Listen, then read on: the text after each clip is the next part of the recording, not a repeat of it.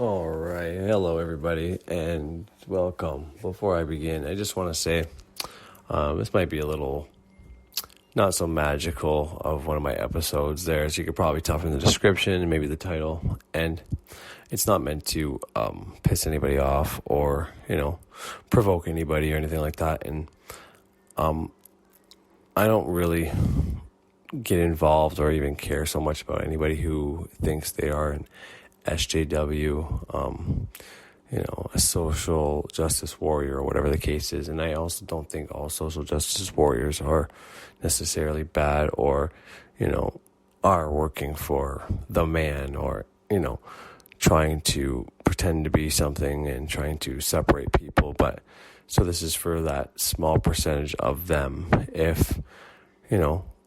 If it is, in fact, let's say there's some legitimate social justice warriors out there actually doing a service to people and, helping, then you know what, I salute you guys, whoever is out there doing it. But anybody out there doing it for the wrong reasons, well, that's kind of what this is about. And so I'm not trying to offend anybody or piss anybody off. And, sometimes I get a little worked up when I get going. And so I hope if you do identify yourself as a SJW and believe in your cause and all that, then don't think I'm just pointing you out and all SJWs, and I don't even like saying that. But if you fight for a cause and you think you're a warrior and you're for social justice or whatever, then that's great. And do your thing and make sure you just do it for the right reasons. Is all I'm saying. But anyways, like I said, this isn't just to offend anybody or piss anybody off. I'm just trying to,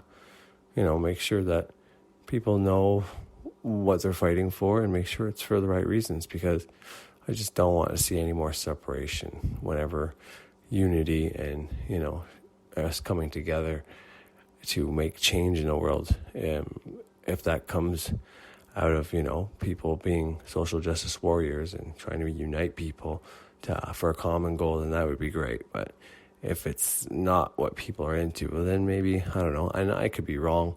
I'm not trying to pretend I'm the right one and everything I say is right, and because I don't know. I don't fucking know. But, anyways, just a little disclaimer before I get into the show. And, I guess I'll say at the beginning, I hope you enjoy and have a great fucking day. Hello, everybody. What the fuck is going on? My name is Corey LeBlanc. I am, well, whatever. I'm a ceremonial witch. I always say that. What the fuck?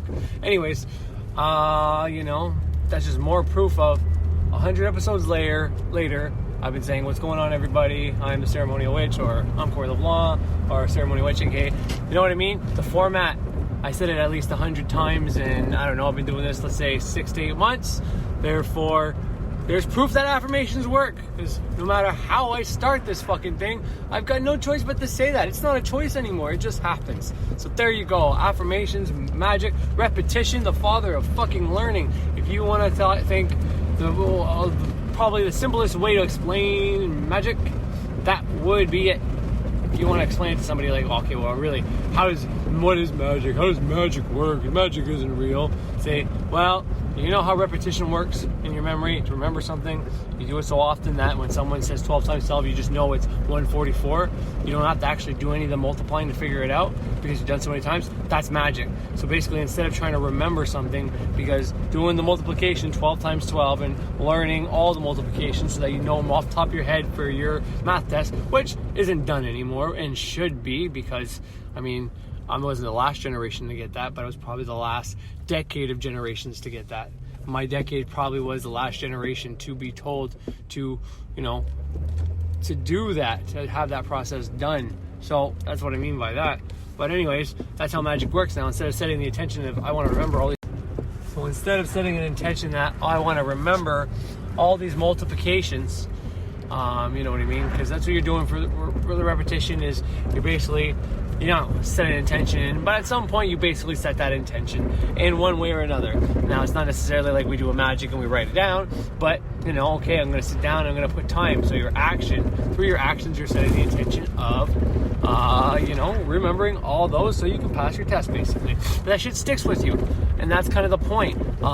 just because you wanted to learn all those to do a good test, to remember your test, to ace your test, doesn't mean that after the test you just forget everything. That's what happens when you're studying the wrong way. But if you do memorization through a type of affirmation, basically repetition over and over and over again, well, those things stay with you for life. You remember that shit for fucking life. It doesn't fucking go away anywhere. It's there. So, and that's what you're trying to do with magic. You're trying to get something to come into reality. Now, depending on what you ask for, it may not be something you can sustain for your entire life, but regardless, you're trying to get it in your mind so that it's you're trying to get it in your subconscious mind. Now, a distinction I want to make is simply that when you're doing the repetition thing, you are doing it so that it gets into your conscious mind, so you can consciously call on it. And in magic, we are trying to get it into our subconscious mind. So that is a key difference. But to explain it to somebody, for especially affirmations and new age stuff, that would be a great correspondence to use, because basically what affirmations are is using your conscious mind through repetition to manifest something, to get something into your subconscious mind. Because by saying that you are something and acting like you are something over and over again multiple times a day, thus it gets put into your subconscious mind and then becomes a reality. And so that's something very important about how you put those together. That's not what I want to talk about today. That was just something that came to the top of my head before I started the episode. Now today I'm gonna go off of one of my quote unquote mentors. And I say quote unquote because, he's never actually physically mentored me on purpose, but he was quote unquote one of my gurus. And once again, it's because it's like I never actually had a conversation with the man. Like I said, once he actually liked one of my posts on Facebook, and I was all dumbfounded, like, oh my god, Birch liked something I fucking wrote. This is fucking cool. Or sorry, it was one of my episodes. That was pretty fucking cool, because, understand that at that time, all I was doing was watching Frederick Xavier and Birch and reading books like the Kabbalion and, all the books within the curriculum of Kabbalah, the Great Work of Self-Transformation, which I have all read multiple times now, and any other book that Frederick Xavier may have, like an interview or Outwitting the Devil. But anyway, so it was like somebody I watch every night who, I don't know personally, but I relate to, like a star, like watching, I say Grey's Anatomy a lot, so I'll keep going with that. So it'd be like seeing one of those people comment on a post on Facebook if you're a Grey's Anatomy fan. That's kind of how it was for me. It was like, fuck, Birch, like something. And then Facebook goes and fucking suspends my account. It's like, man, so any potential conversations I could have had, and it's probably for the best, because maybe I would have been like a little groupie and fucking, following everything you put out there, so try to get him to talk to me, but anyways, glad that never played out that way. I'm glad I'm more grounded now than ever, and don't even have the need to do that. Not that I don't like Birch's work, I do, and it's not that I don't want to have a conversation with the man, I love that, but, when you're depolarized, you can take it or fucking leave it. Like, it really doesn't matter. It's not, even my favorite bands that I used to want to meet back in the day, go ahead. I would actually want to meet them, and now, if I meet them, that's fucking cool, but it's not like something I want to do. I'd rather fucking be able to control my fucking mind to a point where nobody, shit, or nothing I don't want to happen in my life happens. And, I think I'm probably close to that, and even if I was at that, I wouldn't be able to tell, because there's other people's minds that are connected to my reality, blah blah blah blah. But today I want to talk about the word social, not social, SJW is the social justice warrior. I think that's where, for some reason, social is fucking me up right now, like it's not supposed to be there, but social justice warrior, SJWs, and people like that get stuck on an ideology and just run with the fucking shit like it's a religion. And the first thing I want to say before I forget it, even though I have many things to say about this, is don't do this shit. Don't be that person. And within magic, having SJWs, that's fucked up. Straight off the bat, anybody who's in magic, any kind of magic craft. Now, I don't know all the strands, and I don't know all, or strands, I said that too much, the word strands. I don't know all the different types of magic out there, but from what I know, what you're trying to do is basically get control of your life and, manifest things you want and, shit like that. So to fucking be out there talking to people in the magical community and being a social justice warrior and putting down other magical practitioners. Oh, my dog was loose again. Fucking kids. They were all home today. None of them noticed the dogs in the front veranda. Lay down, Mia. Anyways, if you're within magic and you're being a social justice fucking warrior and you're tearing apart other magical practitioners, well, to me, the first thing that should stand out and everybody should fucking say and everybody should fucking know is that these motherfuckers are unsuccessful witches, magicians, or whatever they're quote unquote, whatever they're pretending to be part of, whatever spirituality is. They're not that. They're not whatever that name is, you know. So I'll just say magical practitioner, but they're a fake magical practitioner. Or if they actually have tried magic and nothing's happening, or at least they can't notice it because it's too so fucking stupid to know how it works, then what is they decided to, well, my magic doesn't work, but I'm not going to go out and say magic doesn't work because clearly I know it does, or I believe it does, or it's too hard to change my fucking self-belief, my belief system now, or my programming. So I'll just go out there and tell everybody else who's fucking fake and who's not, and go and say these people are doing this and that and blaming shit on people that, you know, who are successful. And, you know, right off the hop, like, if you're a successful magician, why the fuck would you go out there and fucking shit on other successful magicians, witches, magical practitioners? Like, that's just idiocy at its fucking best. It's just a pure fucking ignorant fucking idiot or a fucking fraud.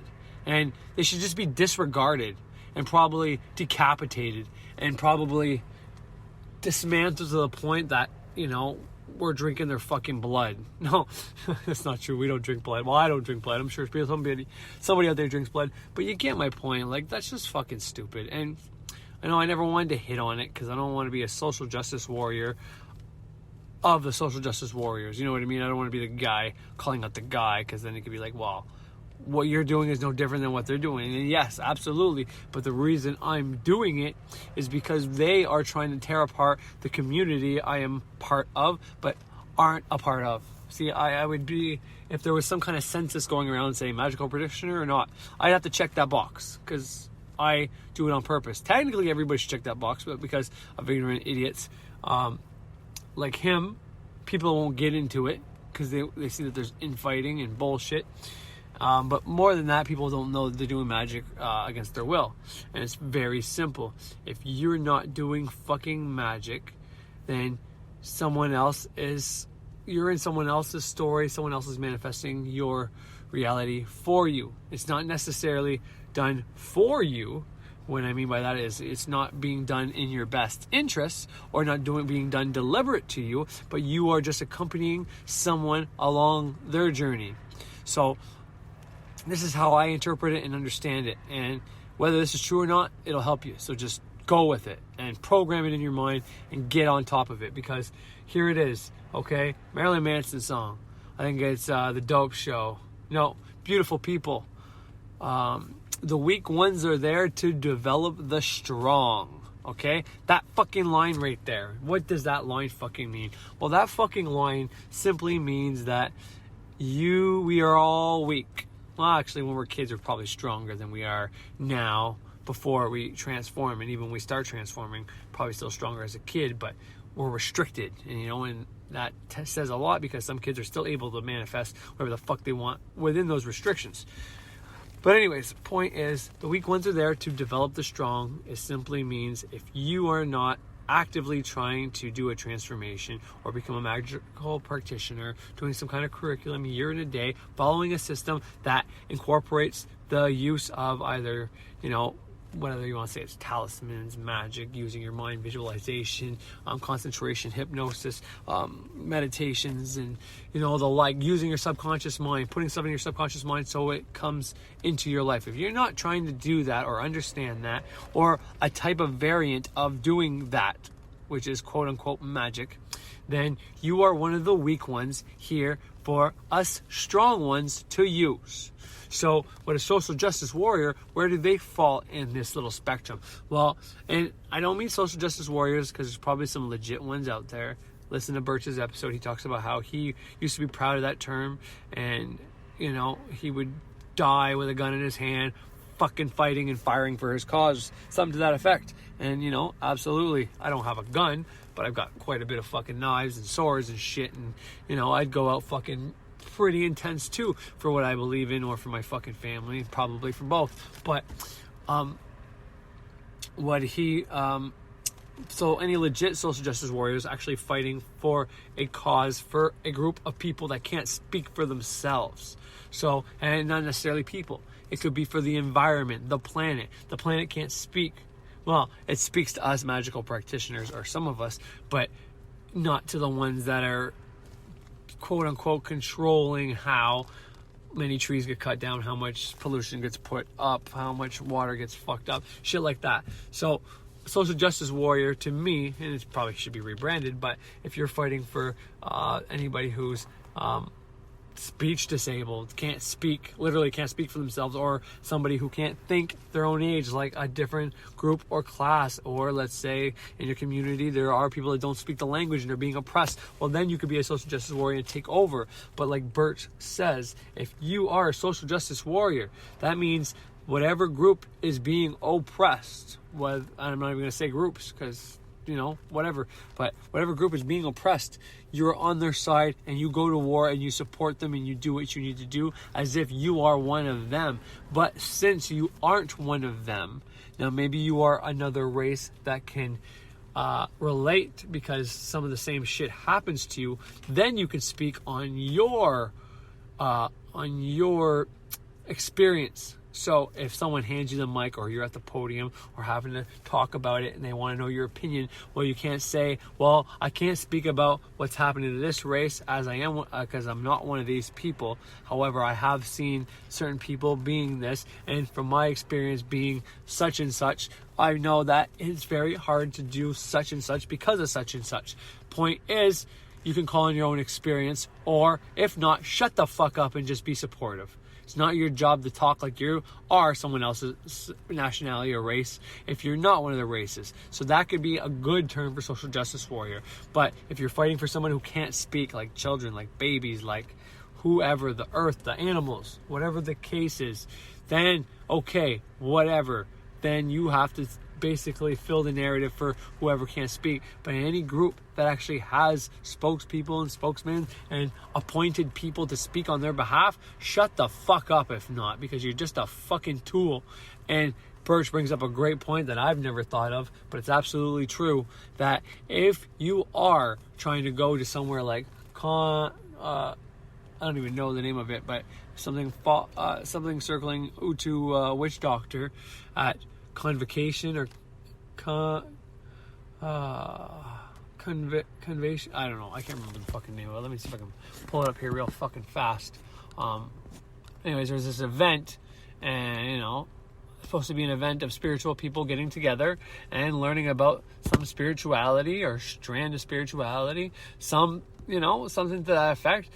Convocation, okay? Delusions, SJWs at convocation and other stories, okay? So,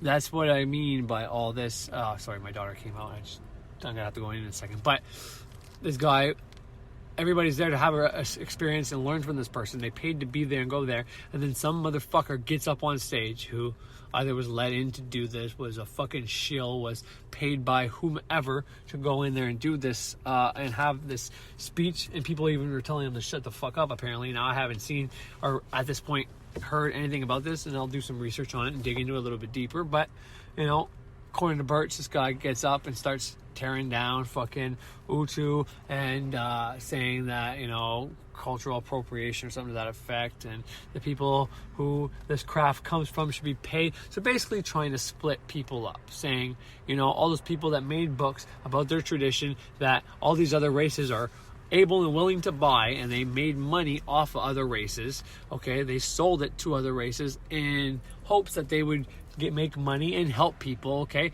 Well, this guy goes on stage and saying, hey, that's wrong. You guys should have paid for this. And it's like, well, duh, what the fuck you think we did? We bought the fucking books to learn this shit.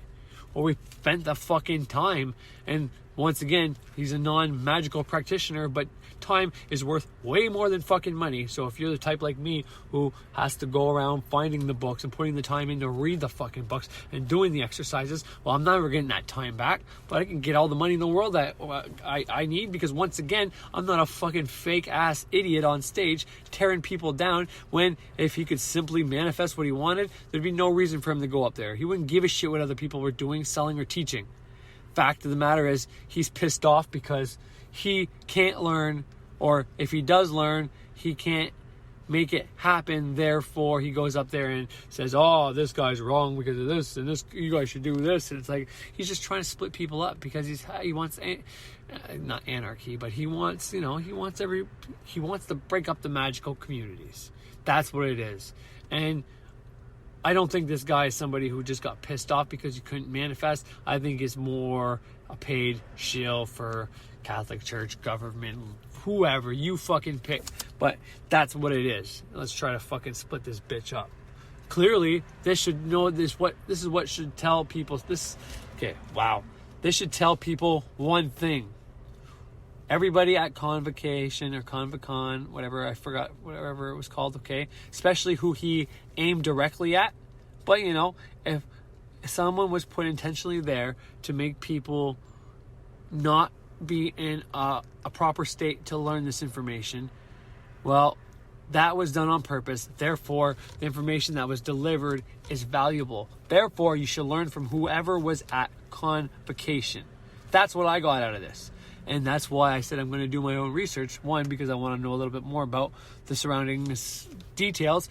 But this shit is obviously powerful. If it was some type of fucking bullshit magic that didn't matter, that had no chance of fucking working, do you think they would spend the time to fucking go out there and say, they didn't even go out there and say it was bullshit, although you couldn't, because, he's supposed to be there for magic, but he's claiming a cultural appropriation. Like, you got to pay these people. What do you mean you got to pay these people?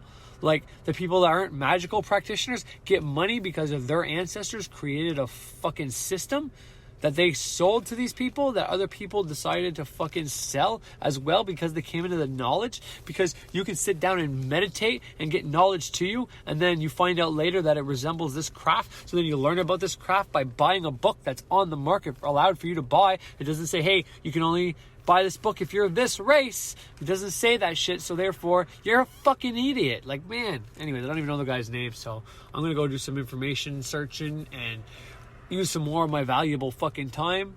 But, once again, the more time you put in, the more money you put up, the better the returns, right? So the more time you put into magic, the better your return is. If you put no time because you try one candle, one spell, one word, one meditation, and nothing happens, so then you become a fake social justice warrior and start trying to divide all the religious communities, well, you're going to get stamped out pretty fast.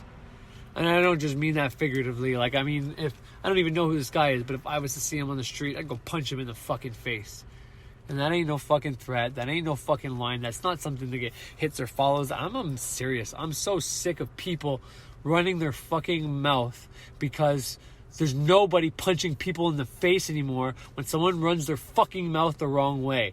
I grew up that if you said something stupid, someone bigger than you punched you in the face. When I went to jail, that was still the fucking case. So you shut your fucking mouth. But nowadays, it's easy for any fucking weak-ass bitch to go out there and act fucking tough because everybody's too scared to punch the cocksucker in the fucking face. And it's not fucking right. I'm not saying violence is right, because it's not. Inappropriate, intolerant, and unjustified violence is not right. And you can say, well, there is no justified violence. Oh, yeah? So someone about to hurt your children, it's not justified to hurt him? Are you fucking kidding me? Jesus wouldn't even have said, forgive him, Father, he knows not what he's doing. It's okay. Continue. Go kill my daughter. No fucking way. Absolutely not. That's a metaphor to teach us a fucking lesson. It's not about how Jesus probably wouldn't have did what he did. It's about the person that created us would do anything for us. They would die for their children. Therefore, Jesus, instead of portraying him as a son, he should be more portrayed as God. And I'm not trying to change this to a religious thing because, like I said, I'm not Christian. I'm Christian on paper, and that's about as far as you can throw that thing. Is about as far as it goes. But point is, these fake fucks that come out there to try to pretend they're defending something and be self-righteous like they're part of a good cause, I think it's all bullshit. Now, they might be taking advantage also of younger, more naive people who might think they're doing a good cause. Just like in World War II, all the Germans, all the Nazis that were there were probably good people at one time. But you hear enough dumb bullshit and start believing it, because what did I start this conversation off with? Repetition, repetition, repetition. Well, if people are saying the same stupid, racist, fucking bigot bullshit over and over again, it gets in your fucking head. And then when you have a bad fucking day, who you gonna blame? Whatever bullshit was put in your head. And then you blame that fucking race, and then you go out there and you do something stupid. And then it's like, holy fuck, I wish I wouldn't have done that. Oh well, too late. Kind of liked it. And I keep going, because as much as people don't want to admit it, we got just as much bad as good in us.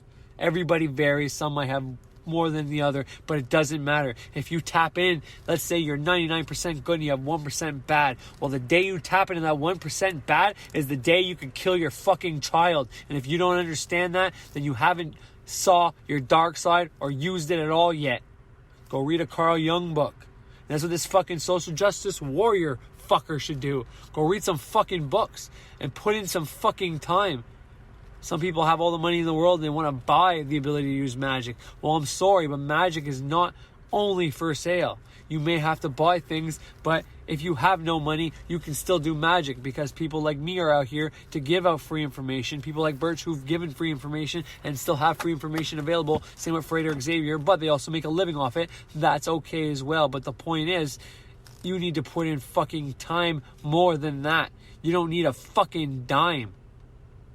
You know, it's as simple as that. You can learn this shit. But motherfucker, maybe he has money, maybe he doesn't. And this is hypothetical, because I think the guy's just a fake. But let's pretend he's not a fake and he's just pissed off, butthurt because he couldn't manifest anything. Couldn't get what he wanted. And it's probably to get laid, because he's probably never gotten laid in his fucking life. Or when he did, he lasted 2 seconds because he didn't know how to fuck a girl. And instead of going home and learning how to fuck a girl, he's out there trying to win more girls through being a justice warrior until they fuck him and they all tell each other that he's a lousy fucking lay, and then they'll fucking drop him like a bad habit, and then he'll be never heard of again and mocked, and then he's gonna walk into a mall and fucking shoot it up or bomb it.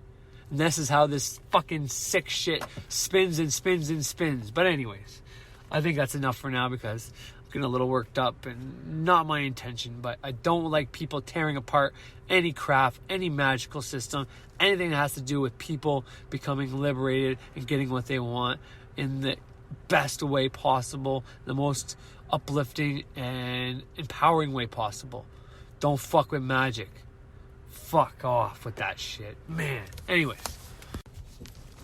Alright, sorry ladies and gentlemen, just backing out of my mom's driveway. I'm gonna keep going on my little ranty SJW fucking thing. So like I said, I don't even know the guy's name yet. And I don't want to give the wrong impression, because not so much anymore, but you know, for a while anyways. You know, I hear Freighter Xavier mentioned a few times in a few videos, you know, the SJW type. Same with Birch previous to this. You know, Peterson, everybody knows I talk about him quite a bit. And I want to make it clear that I'm not against any social justice warrior. There's also something else I wanted to bring up. There's very many parallels in that recent episode with Birch and Peterson for a couple different things. And the one thing that stands out right now, without my notes, and if you ever wonder what I mean by notes, I literally have like a book saying, do research on social justice warrior, or sorry, get definition of social justice warrior, get definition of cultural appropriation, go more in depth on weak develop the strong, circle back around to, I don't know, but various things. That's what my notes look like, just so you know. I have written big things before, but when I talk about notes and not like when I say my channeled info, because my channel info comes as like fucking paragraphs, like a fucking essay basically.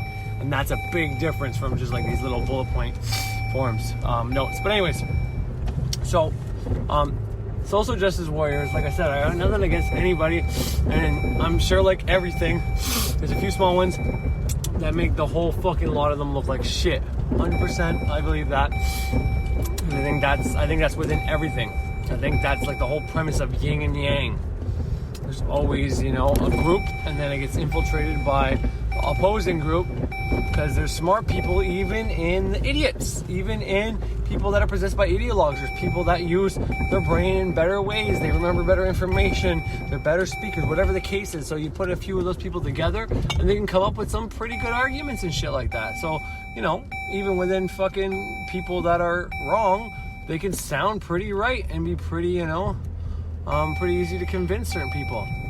Oh, before I continue, I don't want anybody to think I'm racist or hate any Germans or Nazis or anything like that, because that is not the case. I mean, if there's some type of Nazi person alive or group today that kills people or wants to kill Judaism, people that believe in the Jewish religion, well, yeah, no, that's wrong. Should not be. Even if you don't believe in someone else's beliefs, like I don't, you know, necessarily believe in how a Christian church killed a lot of people.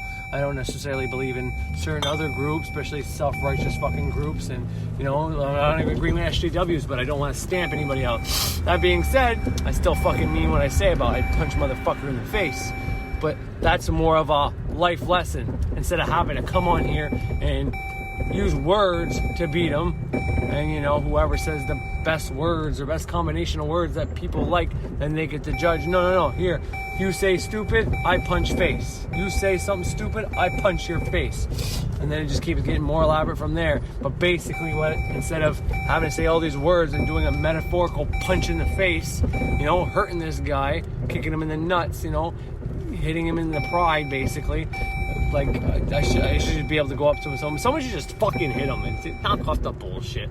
You're pissed off about one thing, and this is the way you're representing it. This is what you chose to fucking do to relieve the stress and anxiety. But here's a news flash for you. And if you were actually in self-transformation, instead of just picking a topic and running with it, you would have learned this.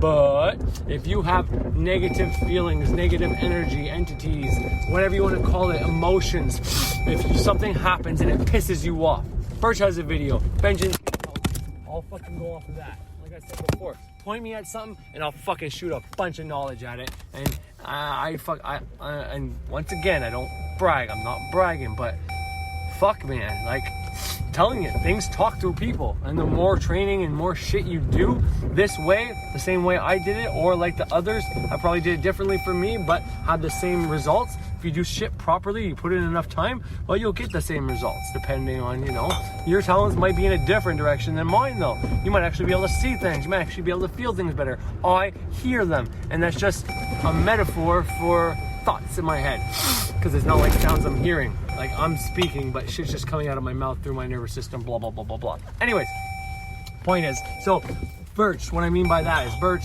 vengeance can be healthy, okay? So, how does that relate to, I mean, it seems pretty obvious, so it's not, I'll do some more examples later, but, vengeance can be healthy. He literally says in that video, this video, where the whole premise came from to me. I don't know.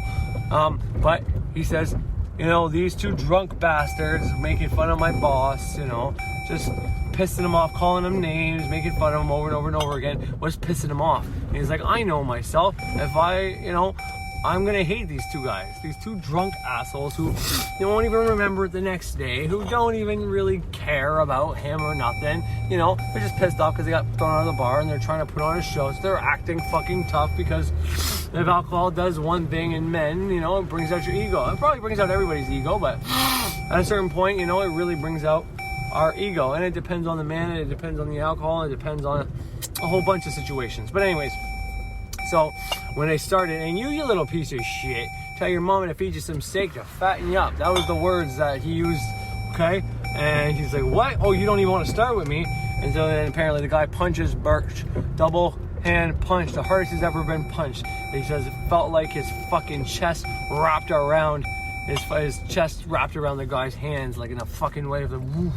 And then on his way down, or backwards, he fucking put the mark of Zorro across his fucking face. And he's like, the guy was like, what the fuck did you, starts screaming and crying and shit. And his buddy's like, hey, what the fuck did you just do? Oh, this? and he fucking hits him with another Marcazor across that guy's face with bare fucking mace. I have a buddy that carries that around. Well, buddy's kind of a loose term, but anyways, and you know, that shit's no fucking joke. And he's like, the thought of these two guys walking to their car, hand in hand, trying to find their car with their fucking eyes all burning from the bear mace, warms his heart to this day, and there's no need for him to hold on to that pain and anguish and pissed offness, that negative emotion, which I don't like using that term, but those negative feelings and emotions, and you know, the bad, harmful emotions like, oh, I wish I would have did something, and you know, feeling bad about yourself for not doing something, for not having the guts. And Peterson talks about that too. If you have to do like a harassment meeting at work that you don't believe in, and but it's mandatory, and in a specific way, and I have to refresh myself with the video, but in a certain way, they're basically accusing everybody of being such and such a person, that, you know, that all these people need this training, because if not, this, you know, they can't work there anymore, or whatever the case is. And if you go, then you are assuming that you are this racist bigot person, and if you don't go, then you know you can get in trouble for work. But at least he says this is the lesser out of the two evils, because you might get in trouble for work, but you stand behind your principles. You knew what principles you had, and you didn't alter your word just because someone said, well, you need to take this, just because of whatever stupid reason they had for it. And you know, that's what most people would do in that case. They would let these drunk guys talk to them, call them like shit, and then, you know, might even behind those guys' back be like, oh yeah, I would have kicked their ass. There's a bunch of drunk guys. Pretend to take the moral high ground because, you know, using the fact, and they're not going to admit that they were fearful or too afraid to actually do something. Like I just said, punch the guy in the face. People need to be punched in the face when they fuck up, so people are scared to do stupid shit to people. We're not at that point anymore. And I'm not saying at the height of when people were doing that it was a good thing, because that's when people, you know, things get bad whenever they're off balance. But we need a little more of that balance put back in the mix. But anyways, the parallel between Birch and Peterson is simply the fact that if he wouldn't have done that, he'd have the same feeling that if he was forced to go to that meeting where they're basically calling the people, you know, whatever the fucking meeting was intended to basically fix. Saying, well, you guys are all like this in one way or another, and this could happen to anybody, so take this training so that if it does start to happen, you can recognize the signs and you're not doing that. Which is just an implicit way of saying, you know, well, you're all fucking whatever kind of crazy, and you know, when we're gonna have grounds to fire you because we gave you this training, and by signing this paper and taking this training, you admit that you have the tendencies or are likely to manifest these symptoms. And you know, if you stop and say, no, I'm not this person that you say I am, I'm not going to manifest these tendencies, well, you might get in trouble and lose your job. But you go along with it, then you're at even worse. And you're better off to fucking make a stand and tell your job you're not going to fucking do that shit, because you don't need that kind of training, because you don't have those tendencies, and that's some bullshit, you know. But you know, sitting in that class listening to all that crap is probably the worst thing you can do for your mind, personally. But, you know, it's the same thing. You're going to regret ever going there and doing that. You're worse off to have that knowledge. It's not quite the same level as Birch fucking regretting for hitting those guys, but you're still going to regret that. And you went against your own morals, your own principles, the things that you know you wouldn't do. Well, you basically admitted that you might do it. And that has a bigger psychological, subconscious effect. What did I say? How many times have I said that? Your subconscious mind can't reject anything. And more than that, it doesn't know when things aren't real. Therefore, I can't say, okay, well, do the training, Corey, but we reject the idea that you are going to harass somebody someday. You know, because basically that thing is going to tell you that, you know, touching someone's ass by accident, then making eye contact after, and maybe even saying sorry too close, means you harass them and then you get fired from it. That's a pretty crazy example, but you get what I'm trying to say. So, and you don't want your subconscious mind to think, okay, well, this is something, because anyways, point is, if people aren't getting, I forget the original fucking metaphor I was trying to use, or sorry, I was trying to simulate something. How does Birch's vengeance can be healthy? Oh yeah, okay. So when you have harmful, and let's just use the word negative, but I know negative doesn't mean fucking bad. It means pull or push depending on how you look at the both of them, and I think that varies on the person. But sorry, I'm at my wife's working and I see girls coming out, so I was thinking maybe she's already done. She's not. Anyway, so the point I'm trying to get at, the point I'm trying to hit is, and the metaphor I was trying to hit at, even more important than that, is simply that if you have emotions inside your body, let's say this SJW fucking type fucking goof guy has some resentment towards, maybe it's a magical practitioner, maybe this guy took a bunch of courses and every one of these magical practitioners he fucking bought from fucked him over, you know. Maybe he has friends that the same thing happened to as well. And maybe. Okay, I can keep saying maybe, giving you hypotheticals, because once again, just because I'm defending the magic and the craft and our community doesn't mean that it doesn't also have the opposite part of that yin yang that I was talking about earlier, because it absolutely does. It might even have the worst kind, which ends up being this SJW type, because the very thing, and this is just an example, but the very thing he was turned him into what he is, you know, was, let's say, a fake magician, maybe even a real magician, but, you know, for whatever reason decided to just con this motherfucker for whatever reason. Maybe he wasn't ready, maybe it was a learning lesson, maybe there was just a spirit around him that day that told him to fucking do it, because he'll get the money faster this way, or if he does it the other way, he wouldn't get the money. Who knows why?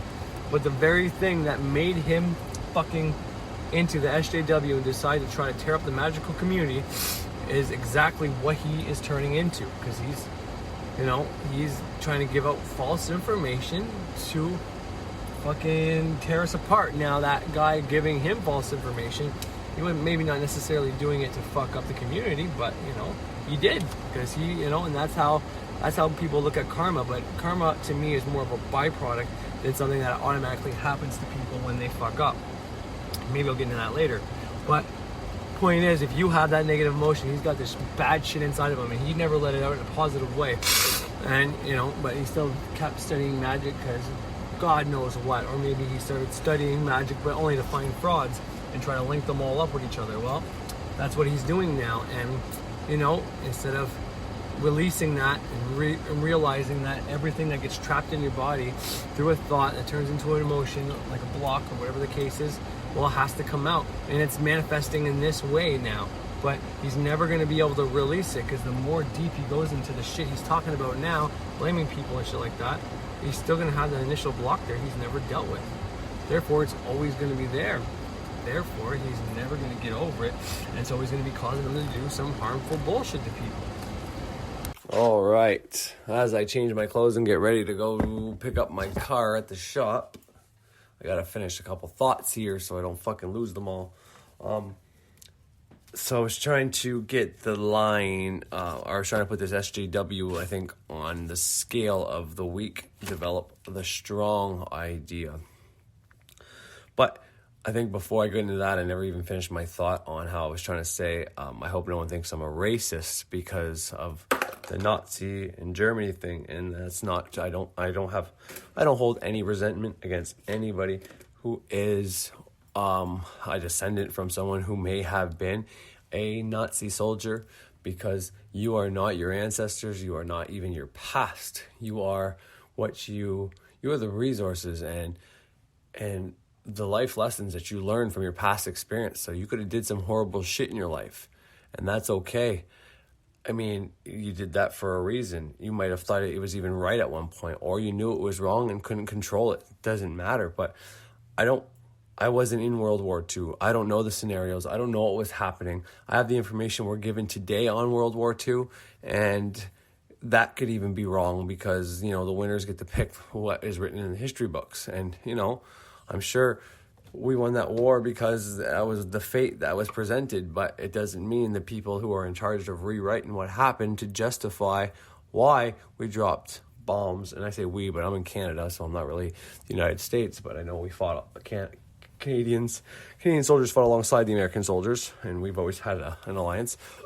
But the point is, I wasn't there. I don't know the circumstances, and I said this before too because I learned this from Peterson, and this what made me travel into my dark side, so to speak. And it's that if you think you would be in,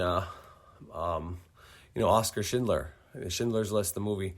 He was a German person who was trying to save his German people, because that's the twist of the whole thing, and I don't want to get into it because I know there's a lot of speculation and conspiracy around it, and I don't know which one's true because I've looked into the whole fact that, okay, it was a lie, it was a conspiracy, not all those Jews died, they were shipped to Palestine, and then everybody was taught the opposite, where these people were put in concentration camps and killed and murdered and torn to pieces, and all this brutal, gross, disgusting violence that should never have happened. So, if this is the scale from nothing to a whole bunch of people dying, well, obviously, in my mind, this is how it works. It's going to be somewhere in between that, Anyways, but the point is, the first place the Germans, and this is said in the first Captain America movie, but people forget the first place Hitler invaded was his home, was in Germany.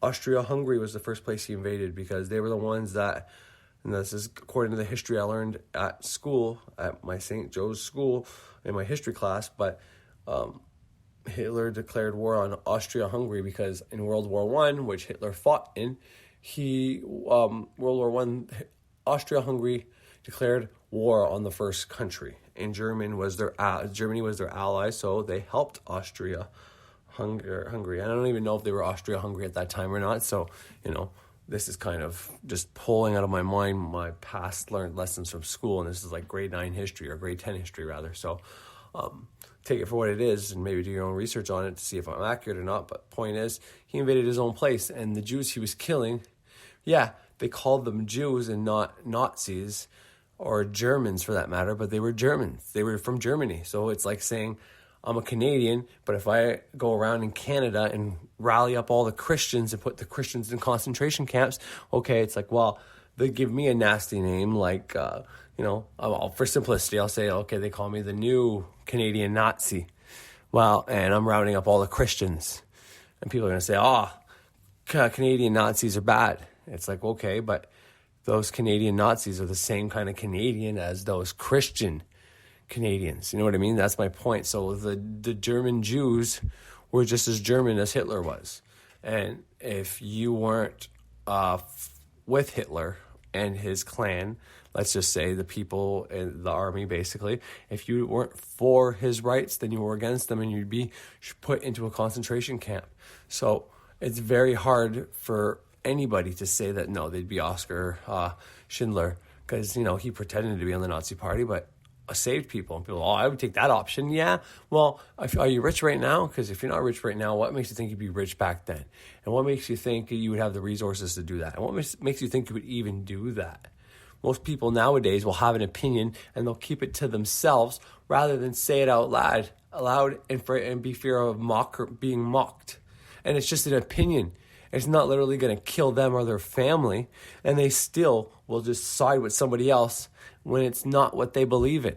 And everybody's done that at some point in their life. So if you're going to sit there and say, hey, I would have been the person saving the Jews, not killing them, yeah, okay, I don't believe that for a fucking second.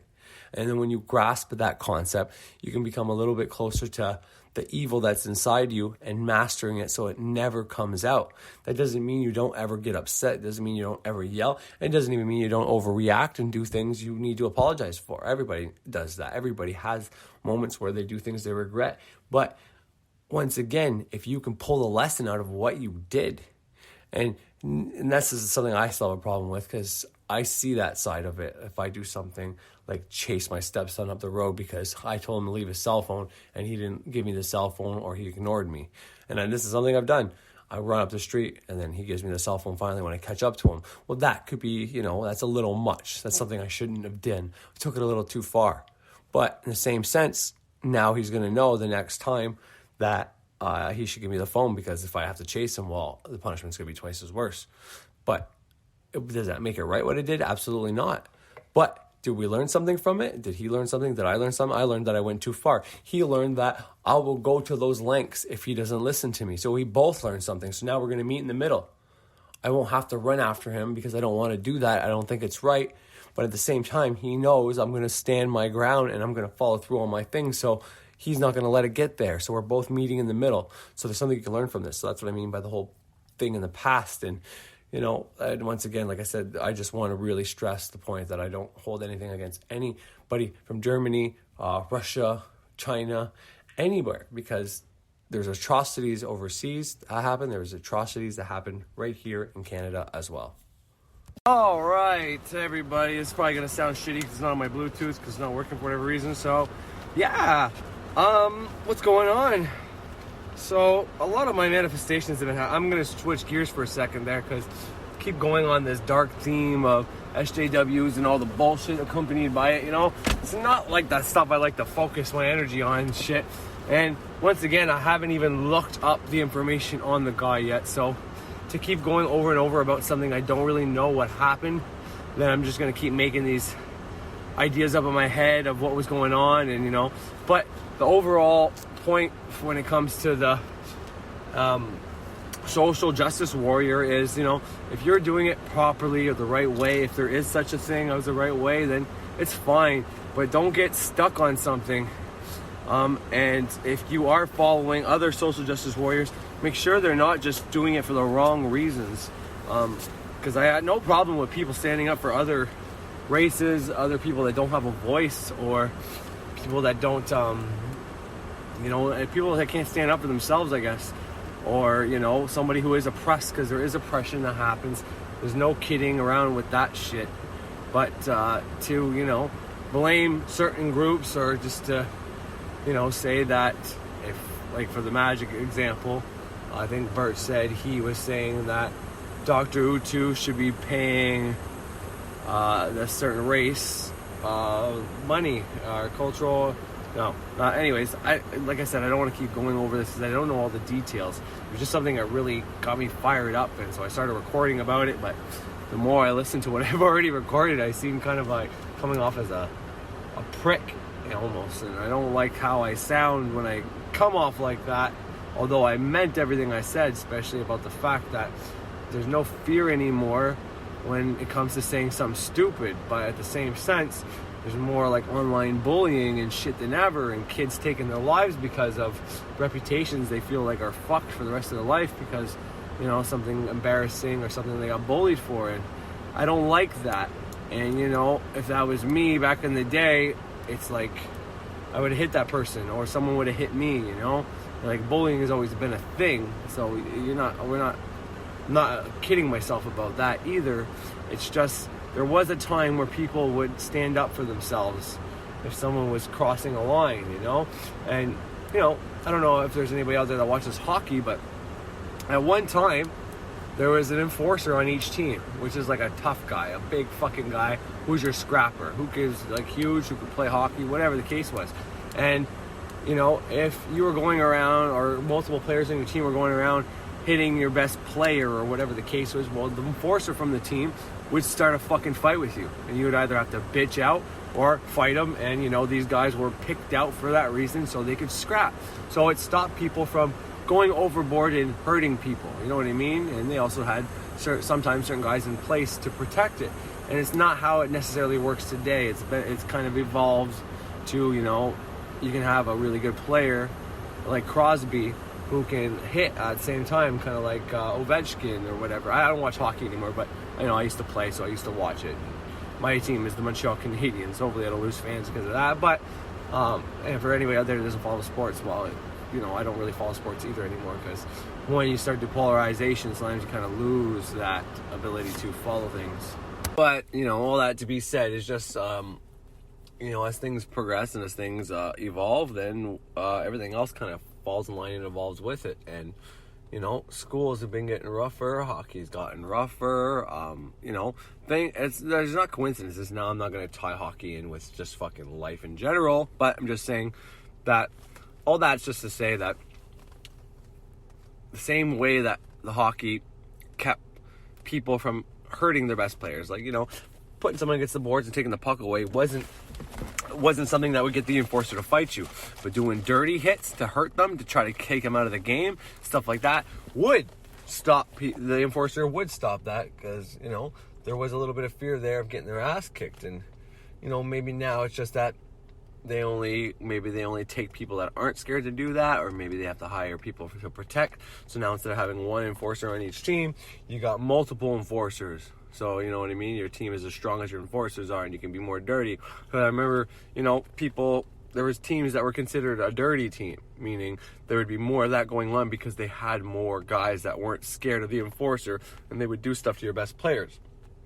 And then during regular season games, especially preseason games, you wouldn't even let your best players on the ice. Obviously in preseason that's still the case, but if you were playing at one of those dirty teams, and nothing against Chicago at all whatsoever, I used to like Chris Chelios and Eric Lindros and even their Ron Hextall, the goalie, but they were known as a hard team, and depending on who and the polarity of the person, they would consider that team dirty, whatever the case was.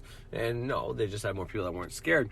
Well, that's a good example of how too many guys setting that standard of I'll punch you in the face if you get out of line can evolve, because you get too many of the same type on the team. So yeah, I'm going to be dirty just so you punch me in the face, so I go crazy on you. So that line was crossed, and this is an example of what I said earlier about when it's out of balance, because everything can go out of balance. Maintaining that balance is a hard thing to do. You also have to have people on the same level that understand why this is okay.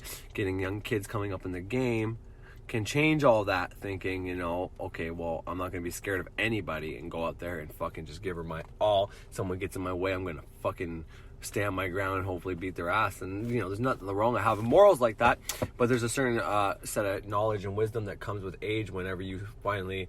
sometimes you have to have kids for that to happen. Sometimes you have to have a life-threatening disease or a situation or lose something dear to you to realize that, okay, there needs to be some kind of order here, or not hierarchy, but some kind of standard set so that people, go why this. And I mean, I can even tie this into why religion helps certain people because of this, but I'm not going to go down that fucking rabbit hole. But, the same reason people get tough online, and that's even with their own name. If you could go anonymous and just start talking shit about somebody, get people on the bandwagon, you know what I mean, then there's even less liability or direct connection to you whenever that's the case. So point is, just like in hockey, how that transforms. Well, online, in person, whatever, with internet, people can not leave their house and bully someone who's stuck in their room, also not leaving their house.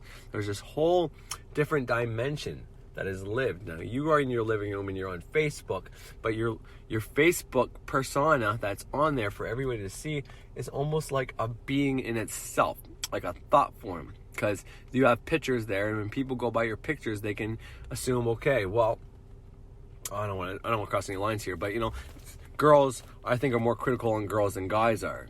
But guys will still maybe come to the same realizations depending on how much clothes the girl wears, how they pose, if they have naked photos on there. Likewise, if you see a family with a bunch of pictures, you might think they're a happy family. I tend to think it's sometimes the opposite. But that's just my opinion. That's not always the case. There's exceptions to that rule. Saying every family on there that's got a bunch of pictures and look like they're trying too hard to portray that they're portray, which means paint the picture that we're this, but we're really not that. So that should tell you a little bit about the etymology of the word picture. But anyways, people that are trying to portray that they are a happy family that gets along and has money and kids are doing good in school and all that kind of shit, I'll say 8 out of 10 times it's bullshit. But there's still that 2%. Or that, it's bigger than 2% actually, but there's still that 2 times out of 10 that's actually a legitimate thing. It's just somebody really likes to take pictures of what's going on. Maybe they're the bragging type, I don't know. But point is, it happens. But holy fuck. So yeah, you're like your own little entity online, and that entity, if it puts out a picture, it can put out a vibration of you being a specific way, a specific skill, either a bad or good person, reserved or outgoing, slutty, sexual, tramp, player, whatever you want to call it, or square and reserved, stay at home, chase, you know what I mean? You can have a fake personification. You can make fake fucking aliases and all that. But everybody who has that personification on Facebook, that's all. And I mean, not even touching the magic, but I'll just say this about it. That's a whole new realm for people who explore magic to fuck with. Because there's a lot of magics that say you can use pictures of people to do things. Well, there's a lot of people that can fucking write on screens. Okay? And what I mean by that is putting something around your face on a picture on the fucking screen, or even just print your picture out. But it gives you a whole new realm. And as above, so below, as within, so without, as the soul, so the universe. And that last line I just remembered from Birch, but I knew there was another part to it, and I never fucking realized what it was, and it took me a while to remember. And when Birch said it on that episode, I was like, wow. But as within, so without, as within the computer realm, so without the realm it's trying to portray. So if you get enough minds that think that you're a happy family on Facebook, well, then you might be. But I think because of the fact that a lot of people, anyways, my life got a whole lot better when I took my face off of Facebook, and that could be for everything from exes to people that don't like me to whatever the case is. And likewise, the stars, when they're in movies and stuff like that, you start listening to a band you haven't listened to in a while, and they haven't made a record in a while, or a CD, or even released a song, or did a show, and then all of a sudden you start listening to it, someone else listens to it, and then all of a sudden, oh my god, they're coming out with a new song, or they're doing a reunion, or they release a CD or a song they never released. You know what I mean? Well, there's a reason for that. Our energy gives people energy. Like if you're focusing on somebody, a star, somebody you like, you're going to send them energy. Good, bad, doesn't matter. You're going to send it to them if you put enough emotion into it. Likewise, people can do that with your Facebook. Let's go check out what this person is doing. Let's check out this person. Why do you think it's addictive? That like button people hit, on someone's photo, so many likes and shit like that, that's got some power behind it. And you can say, well, it's just a computer. I know, but it affects people. People want those. People want likes. People want people to comment on their post. So they try to put out only good posts or provocative posts or whatever the case is. But there's power in that because they want people's attention to see that. And you can just say, well, just because you want to make it look like you're smart or whatever. And that's probably true on a certain level. But at the same fucking time, people know that if people see that and they laugh and they share it and whatever, then you're going to feel that. You're going to know there's something there. But anyways, there's this whole other realm on the internet, and it makes it easier for witches and magical practitioners to fuck with people and do things to people. So I'm not saying to get rid of your Facebook and all that, but if you decide to do what I'm doing, I plan to do it anonymously like Frederick Xavier, and sometimes I wish I kind of would have went that route, because I got a lot of things good going on right now, but in the same sense, I had a lot of bad things happen too. That ended up working out in the end, but during those bad times, it was pretty rough. And, everything from curses to pissing off spirits came through my mind. It was like, oh my God, it was kind of hell. But the fact that I wasn't focusing on my issues and I was focusing on what might have been causing it, if it was something spiritual or otherwise, helped, because not dwelling on certain thoughts of what could be causing this problem specifically,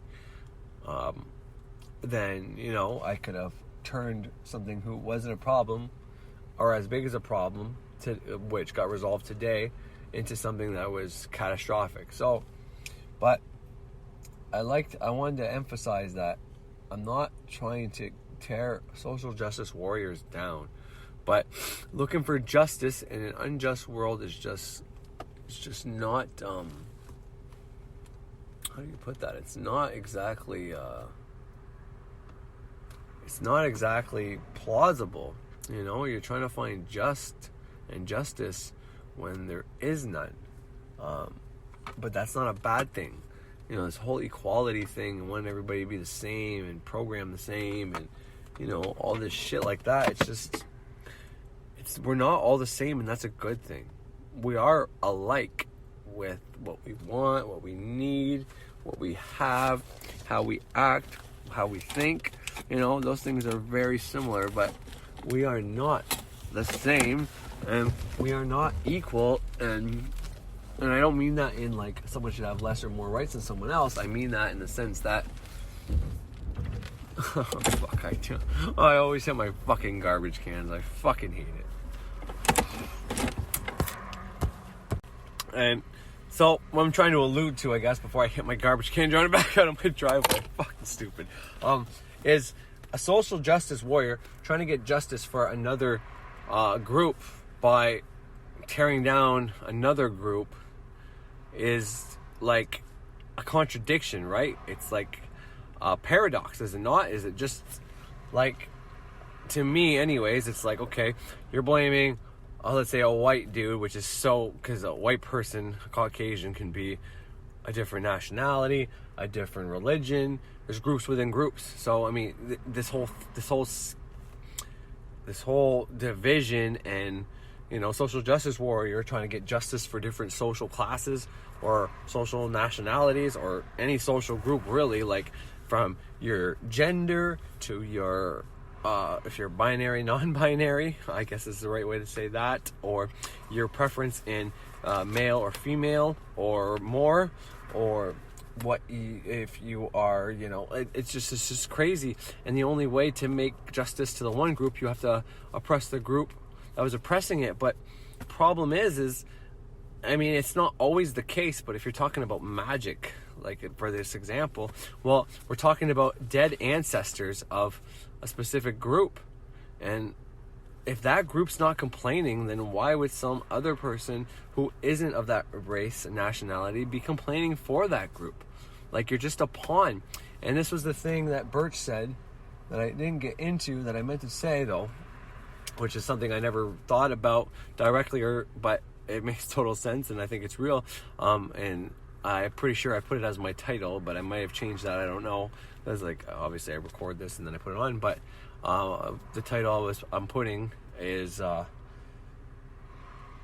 Man versus Social Justice Warrior is really the man equals social justice warrior, or social justice warrior equals the man.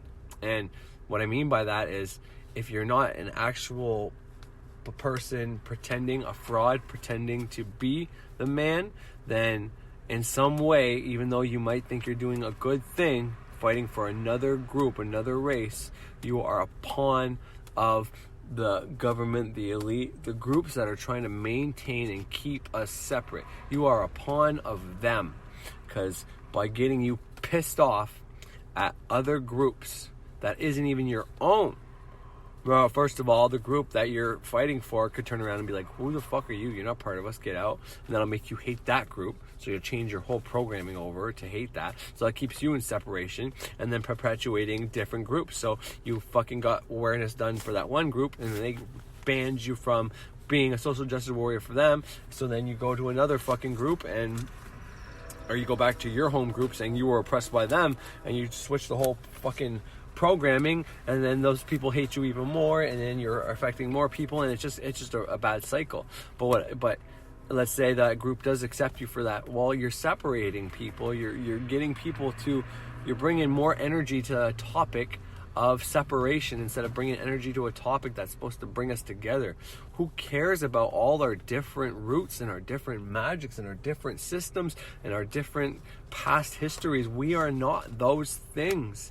And you know, you can say, well, Corey, that's easy to fucking say. You don't have a bad past and you're not this race, and I'm not. So I'm sorry if I don't understand, and I probably will never understand. And I hope everybody knows that I don't care who you are, what you like, whatever you're into. It don't matter to me. I would support you. I don't care. I would support anybody, but I would never come up here, and maybe I have in the past too. I don't know. I'd have to go over my episodes, and I could be being blinded by my own bias here. But I'm going to say this, and, you know, I'm going to say it, and maybe someone's going to be like, well, no, this episode you said this, and you're wrong. So, once again, I will apologize if I'm wrong, and I'll even take ownership. But I would never come up here and tell people that, you know, it's bad what we did to the Jews, or it's bad what happened to African Americans, or it's bad what happened to this group, or this group, or this group. Now, saying that, I have said that to a certain extent. I said that about Christians burning witches. So, in a sense, I have done that, but I'm not coming out here. I'm stating a fact that was in history, okay? And, you know, most of the time, maybe not in the beginning, but most of the time, my most recent stuff when I talk about that, I always try to say there's no way for me to know for sure, but this is what the facts and the history says. But I'm not going out there saying, hey, we deserve money or anything like that. because that hasn't changed, and the book that they still have says they should kill us, and so therefore they've killed us. And chicken and the egg, which came first, the Bible saying they have to kill us, or people killing us and then putting that in the Bible? I don't know. Doesn't matter. They shouldn't be killing witches or magical practitioners, period. Once again, this is dividing people, and this is one of those things about the Bible I don't like, because it's teaching separation. Every time in that Bible, God says his group is better than another group. To me, it's like, okay, well, this is not our creator, because our creator wouldn't fucking do that. Our creator created all of us. Why would he want to kill some of us, some of his creation? There's no fucking way. I don't care how bad we are. A parent, if you're trying to pass the message that a parent would do anything for their kids, a parent would die for their kids, and whatever else they're trying to pass, then the Old Testament is clearly not portraying that message. Or the people that made it, which everybody should understand that it was written by people, and they don't say in there once that this was written by people, but we were channeling God directly or anything like that. Not that they'd have to, but it's supposed to be the retelling of all these old events. But it's crazy. As for as many good stories and metaphors are in the Bible, when they start going around and killing other groups, to me, the only other good spin I can put that on those ideas is it's a lesson to teach us what not to do. And maybe we shouldn't be interpreting it as a god, and maybe that was something that got changed out. Who knows? The original people that wrote the Bible, they could have been talking about Mother Nature. They could have been talking about pagan God. And then in the 1400s sometime, someone changed it to Yod-He, Vod-He, or Yahweh, or Jehovah, or just the G-O-D that we all talk about. And, that was just stamped out of history so that they can keep perpetuating this crap.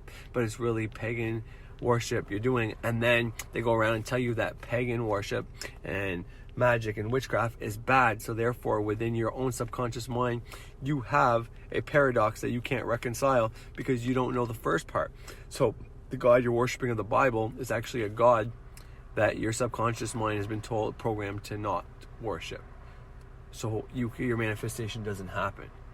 And maybe that's why people that actually use the Bible when they get into witchcraft and magic, and they're not Christian, but they use the Bible to find their stories. Maybe that's why they find the fucking true meanings, because maybe that Bible was actually initially something good, but then got perverted, twisted, and retranslated into something disgusting.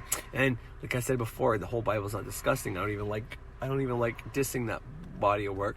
Maybe that's because I still have some programming in me that says the Bible is a holy object, but I still kind of believe it is a holy object. But holy is in the fact that there's too many or so many people's beliefs put into that Bible that if you use that in the right, correct way, it's like using a magical book of spells, basically, because there's so many people that believe in those words on that page that if you use the right words and use it within your circumstance and then act that out, well then, fuck, it's probably even more powerful than a sigil. But anyways, all right. Anyways, so I guess the point I was trying to get at is when it comes to being a social justice warrior, there's probably some real ones out there, and the real ones doing real work, being a real warrior, and letting their actions speak instead of just going and speaking. And I'm nothing against just making, because you're going to have to go in front of people and try to embrace people to your cause if it's a worthy cause. And let's say you're not just trying to separate people. Let's say you're being a social justice warrior to try to unite people. Well, then I salute you. But if you're if you're using the guise, the words, the title social justice warrior, yet you're maybe an anonymous voice just tearing down a system, a belief system, a religion, a race, a gender, and any other type of group that you're opposed or don't believe in or may not know about, or say you even know about them. Let's say they are doing bad things and you're just trying to bring awareness to it because from your point of view they're bad. Well, I don't know how to put this in a different way that would make more sense, but I guess because for me, for example, I come out here and I try to talk about magic, give people something they can use to either help their mind develop better, to have these episodes. So if someone keeps listening to my episodes, then I'm one of the voices they listen to reprogram their mind. And on top of that, I give them proof, at least proof from my point of view of the things I've done to show that magic is real. I mean, without me actually showing them, just telling them, and they can believe me or not. But your subconscious doesn't know the difference between real or fake. But I am giving everybody real life examples of what I've done and the people that I've heard, and where to look for other examples and whatever, and then how to do some of these rituals. I break it down as much as possible with words and all that. And then, the times I come out here and I point at other groups and I convey and say my piece about why I think what they're doing is wrong, then that could be the exact same thing that I'm talking about here as well today. So someone going on stage at some spiritual event and trying to tear down one of the main speakers and telling everybody that, yeah, okay, the ritual and stuff is okay, but, it's not his, and therefore he should be paying royalties or whatever. He should be paying whoever he got this from. I should be paying it forward. And it's like, well, in a way he kind of is, just by spreading this knowledge, because whoever had that system may or may not want this out there, but at some point someone put this knowledge out there for him to grasp, or he intuitively gathered it himself.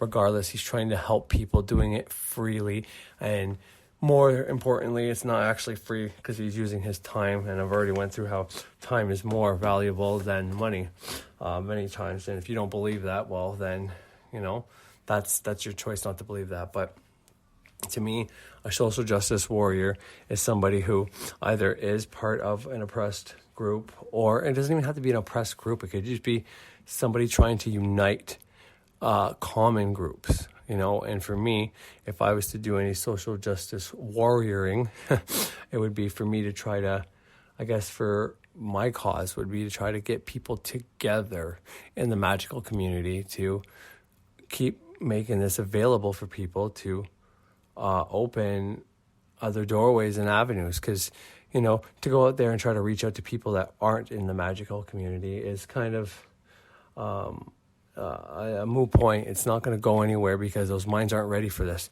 But everybody whose mind is ready for this will find my stuff or someone else's stuff that is more suited for them. Like attracts like, therefore they will find it from one means or another means. But more importantly than that, for me, a good social justice warrior is either fighting for a group that may be oppressed, but not doing it in a way by oppression to another group, unless it's a body such as maybe a government or an elite group that is profiting from people's oppression. And once again, that could just be in the eye of the beholder and not necessarily the whole truth, and there's always reasons for things that happen.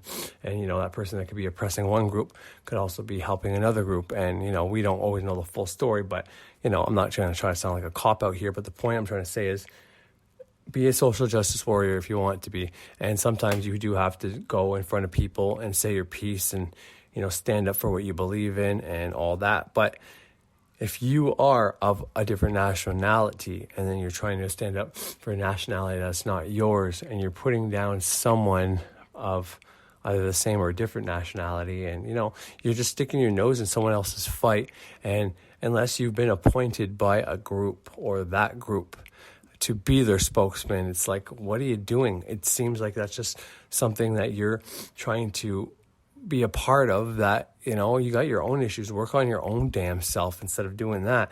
But to me, a social justice warrior is not simply someone who blogs about something, whether it's anonymous or not, but anonymous would be even worse, because obviously they don't want people to know who they are or what race they are and all that. But, to just go out there and start tearing down someone's group or belief or whatever, saying they're doing something wrong because their perspective, their belief, their ideas, their programming says so, is just idiotic. And, people that can get possessed by ideologies will do this. They listen to somebody for too long and, the thing resonates with them, and, there's probably some truth in what they're saying, and they go full tilt in on it because, they feel that rush of emotions when they do that, and they get this little natural high from it that I've explained in previous episodes. And so they feel it's got to be right. And, but how is that going to help anybody? anytime we are dividing ourselves, and by ourselves, I mean like the general population of the world, not even just of a country or of a city or of a nationality. Every time we make ourselves more separate than together, we are doing a disservice to everybody. Because if you believe in any power systems or any elites or anything like that, and yet you're not fighting the elites, you're fighting groups, individual groups, it doesn't matter if that group is right or wrong, you're still doing a disservice, because the odds of you uniting and making this group see your point of view, and for you just to get validation that you're right from other people of the same belief, is not a hard thing to do. Anybody can go out there and talk to somebody who believes in the same thing they believe in and use the same points that they already know and get them to all be like, yeah, you're right, keep going. And they'll let you do the talking, because, you know, the bad shit will happen to you and you're the one that's going to get torn up, but you're doing a disservice. So, you know, if you blog about something and then you go in front of people, or you actually stand by these people and you just, maybe you're writing what happened or whatever, then maybe that's a little different. But from my perspective, anytime you are dividing us instead of uniting us, it's not a social justice warrior. It's the man or the powers that be keeping us down, keeping us unevolved, keeping us unawakened and separate, because everybody knows that if the entire population rose up and said, hey, we can govern ourselves, or hey, we don't need governments or presidents or people we pay taxes to, or whatever the case is. It's just an example, by the way, because I do believe there'd be a lot of chaos if we just lost the whole entire Western version of our system, whether it's democracy, Republican, all these different, you know, ways that the world is governed. If we lost that overnight, there'd be complete chaos for a while, but sometimes out of chaos emerges something beautiful, a brand new something, whatever the case is. But I guess I'm trying to say is a social justice warrior isn't somebody who just goes out there and talks, you know, put aside the fact that you're not part of that group, or you're not part of that race or gender or whatever you're trying to defend. It's okay to support those things and say, you know what, they need votes for something, I will support them, and you support them. But to go out there and start pretending you know what they're going through and talking shit about another group, well, yeah, you're doing that so that group accepts you, so you can be part of a group and feel something that you're trying to find within. But once they accept you, then what? You just alienate yourself from other fucking groups, and you're going to reach to a climax where that's not going to serve you anymore. Like I said before, some of these people that may do this are probably butthurt over something that maybe they think that group did to them, or maybe one individual from that group, whether it's a race or a magical system, they pissed them off. So they're just attacking them, and they're using buzzwords or these polarizing topics to get these people on their side to fight in their battle. But they're using a real, let's say, a real issue, such as, you know, whether it's the transgender people trying to get the pronouns and put in place, or gay rights, or women feminist rights, or, you know, anyways, whatever it is. It doesn't matter. You're just using those people because you know that you're going to trigger their emotions, get them angry, and then you're going to have more warriors to either follow you, or you're trying to be one of their warriors because you feel like you need a purpose. There's nothing wrong with trying to find your purpose, but you're finding it, going about it the wrong way. And if you're not actually going to do any sit downs in front of, like, you know, people that are about to cut down trees and actually put your life on the line, and not using words and just being quiet and, you know, how does smacks, you can say that, it's such a good way to put it too, non-violent, it's not disobedience, but something to that effect, non-violent, anyways, point is, if you're not actually putting your money where your fucking mouth is, and you're just running your mouth to get a rise out of people, to get emotions flaring, to maybe just cause harm or chaos, then you're not a warrior. You're just a social justice fucking, I don't even know, interpreter, talking about social injustice, basically, is what you're doing. And it's not going to do any damn good keeping us more apart. You'd be doing more of a service and you'd be more of a justice warrior if you went out there and say, you know what, guys, I know we have our differences, but why don't we focus on what we are, how we are more alike than we are different, and talk about that. And I bet you we can come to some commonalities. And how about we talk about the wrong things that happened and see if we can't just forgive each other or try to fucking move on past this, or see how we can work together. Why can't we all believe in different beliefs and still get along? Why is that so bad? Why does it have to be so angry and mistreat people just because we don't believe in the same God or the same type of government or the same way we earn money or jobs or the policies that the government puts in place or anything? Just because we disagree on something doesn't mean we have to argue with each other.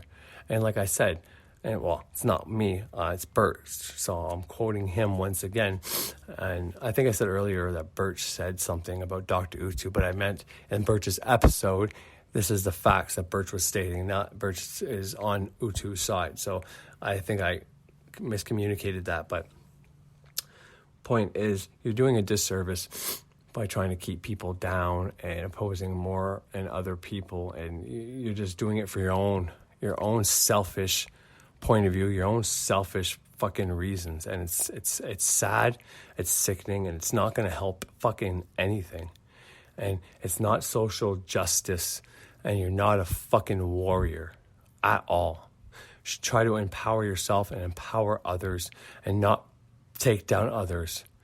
You know, you feel like people aren't going to accept you, and you're looking at these people you're looking at these certain people that you're opposed to as if they're your childhood fucking bully. As if they're your childhood fucking bully.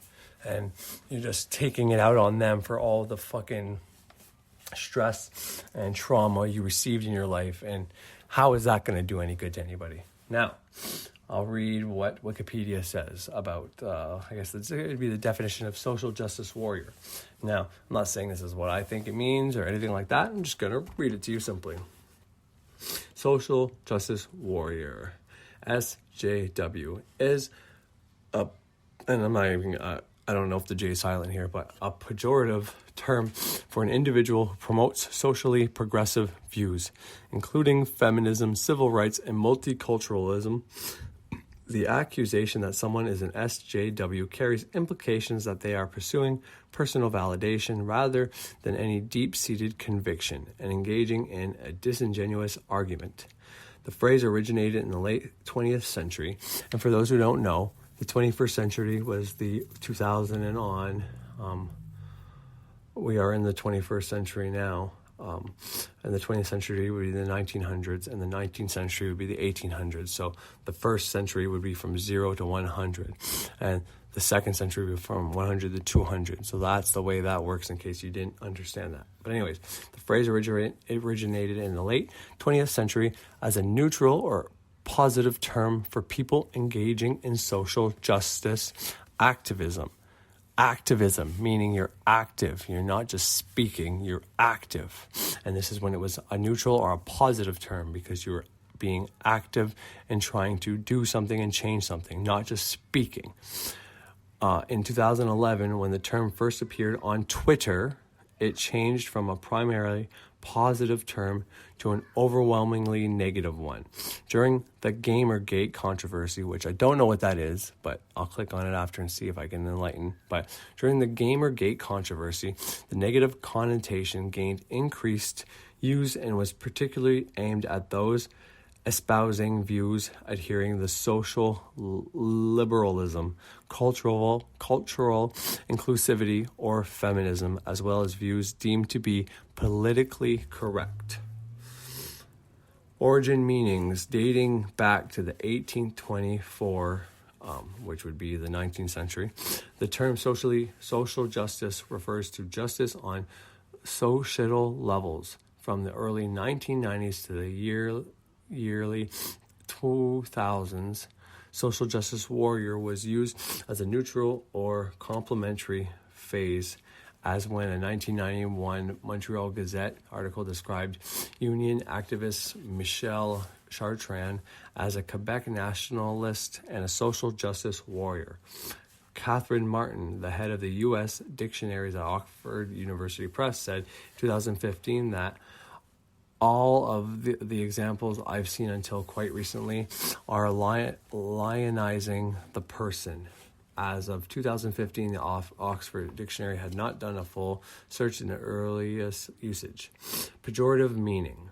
According to Martin, the term switched from primarily positive to negative around 2011, when it was first used as an insult on Twitter. So I don't know if pejorative is a play on polarizing, because if you change that J to an L, it's pejorative.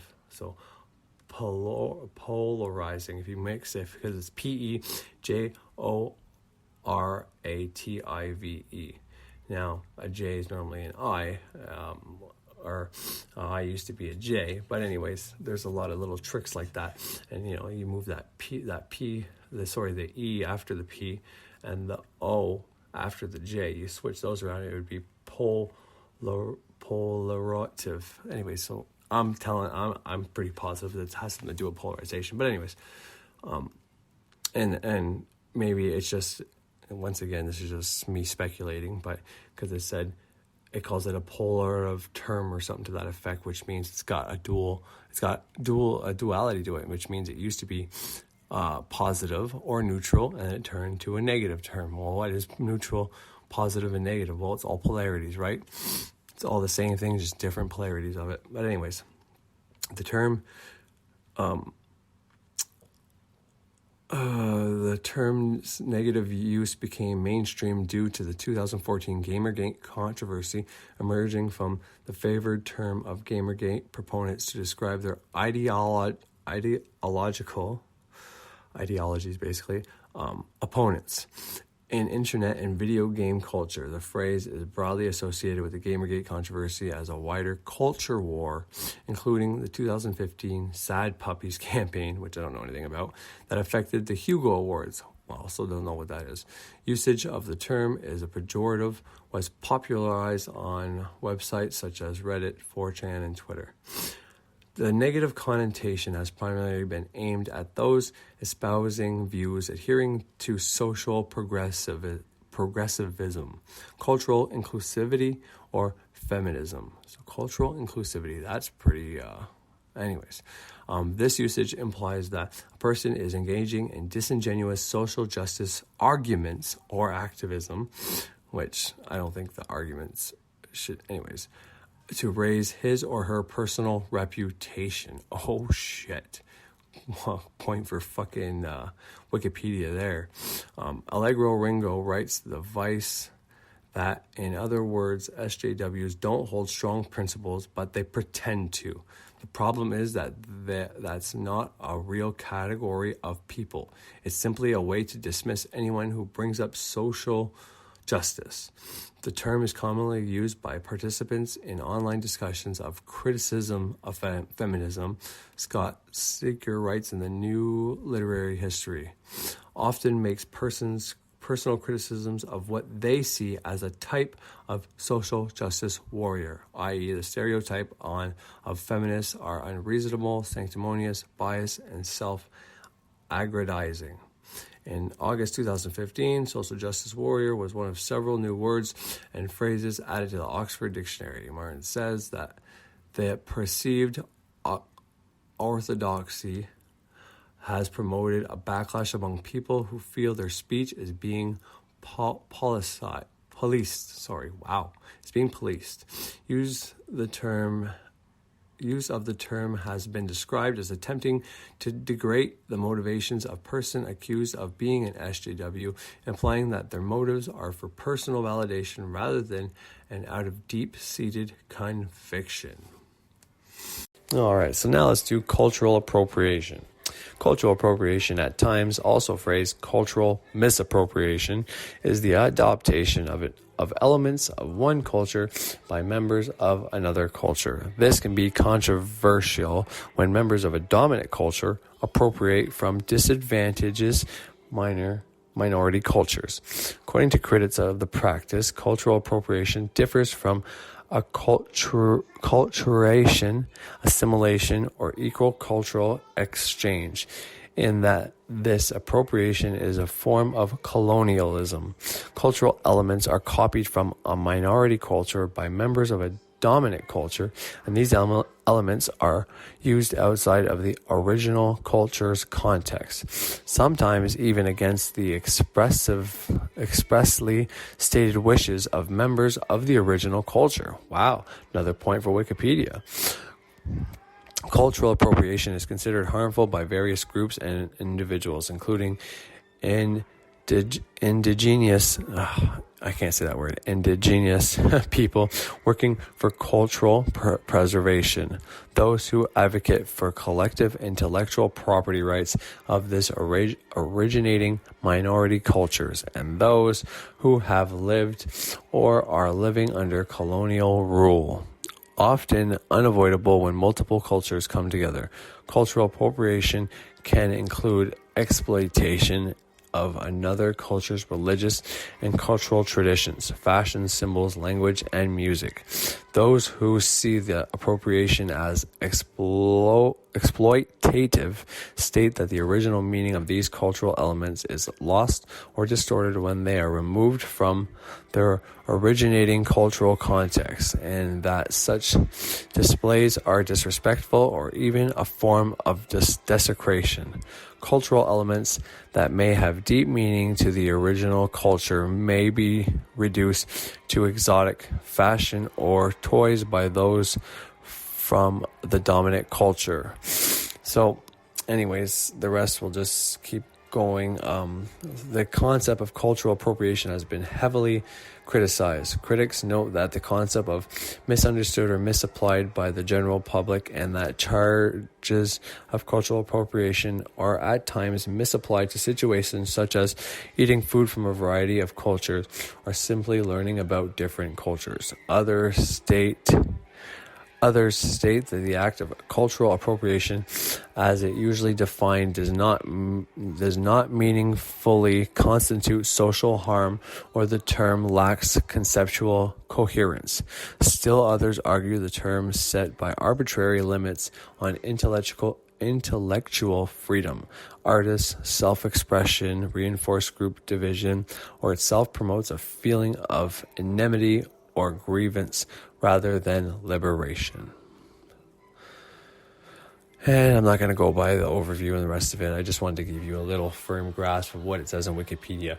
Now, when I say point for Wikipedia, I'm not necessarily saying Wikipedia is right or wrong. I just wanted to tell you what a cultural appropriation actually means and what social justice warrior actually means. Now, if anybody believes in words actually mean something and have power, well, therefore, if you start calling yourself a social justice warrior, it's got a negative connotation. Well, is there any wonder that you are received negatively when you do it? Now, that's just a very, very base, broad perspective. But if you're going to take on a persona, a title of something that has negative connotations that people don't like, and you're trying to get your point across, you're not going to have a very good time of it. And Birch said that in his thing, that he used to be proud to call himself that until they fucking made it a negative fucking term or a bad word. Or he didn't say negative because he like me, and that's where I got it from. I'm not saying he got it from me or we have the same idea. He's the one that taught me what negative or part of half of. Anyways, he was part of the reason why I understand negative not as a bad thing and more as a flow and electricity thing. But point is, it was turned into a bad word because bad people got a hold of it. And we can say it's just butthurt people or the man, the government, whoever changing it, but it doesn't matter. It's like trying to say that, I don't know, you're trying to play the victim by victimizing. You're trying to say you're being bullied by being a bully is what happened. And it changes polarity because it was something that could have been used for good to help bring on change. And now, like everything else, it's been not demonized yet, but it's getting there because now when people talk about it, it's like, well, that's what happens when a company's ran by an SJW. I'm pretty sure that's what Frater uses. And, he's not wrong because that's what happens. But anyways, so I think that's probably going to be enough for today. And no, it's not really a really great episode and not much magic in there, but sometimes I just got to get shit off my chest. And, I think it's just a big blanket fucking video, episode, but I'm going to give you a better one next time. And it's going to be about magic and ritual and manifestation. I'm going to focus solely on that. But sometimes to be able to talk about that, I got to get my mind off of some of the more harmful thoughts I have coming to me so I can release them, because I don't want to see people having good intentions fucking up. I also don't want to see fake fuckers with bad intentions trying to masquerade as good intentions. And I don't want to see people that are actually being oppressed being used as weapons. Like, that's what Bert said, they're being weaponized, and he's not wrong about that. And it sucks because he says he supports all those groups.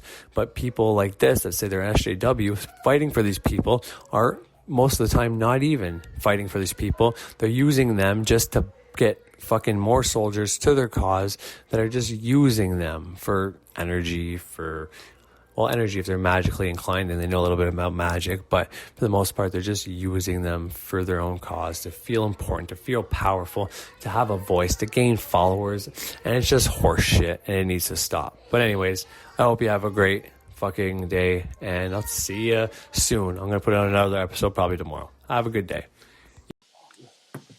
Often, unless we're doing something really political, I don't play that much Just Kidding. I don't really need to toot my own horn. I can usually get Marta to do it for me. But I'll toot your horn. To illustrate a point in the beginning here. I was a social justice warrior before it was a stupid word, before it was a pointless term, before it was used by psychopaths. Yep. I know. I see the SJW now, and it just makes me bristle. Yeah. And it should not be that. Yeah. And I mean, we weren't liked back in our time either. We were seen as, fucking psycho nut jobs. We probably were.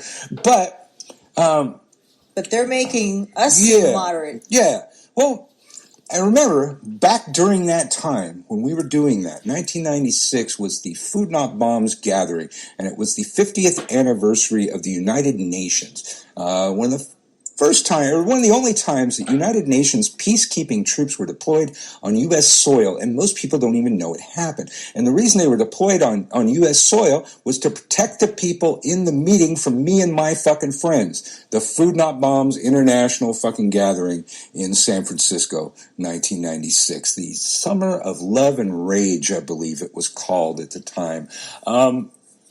And we were doing a lot of organizing up in the city and a lot of activism. And I recall a time when we went, we were going into the Mission District, and we were we were opening squats, and we were doing, some social justice work, some anti-police work, some support of people of color type of work. And some youngster chimed in and said something that has always, I never forgot it. Said, we're, majority of us here are light-skinned, and the Mission District is majority not light-skinned. All of the colors were represented, but not really the white skin. And somebody had said, hey, we're going into this community and rocking some shit and fucking some shit up.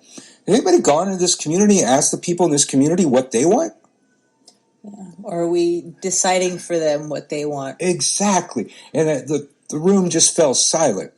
And everybody felt like dicks. And that's how we were better than you all social justice warriors now. We felt like dicks. When I bring up those subjects to the social justice warriors of today, it falls on deaf ears. Now, many of you may have heard of this convocation gathering that happened in Detroit, it was a couple weeks ago now. The question was raised by a white boy. Why don't they pay people of color to present at the event? Well, no.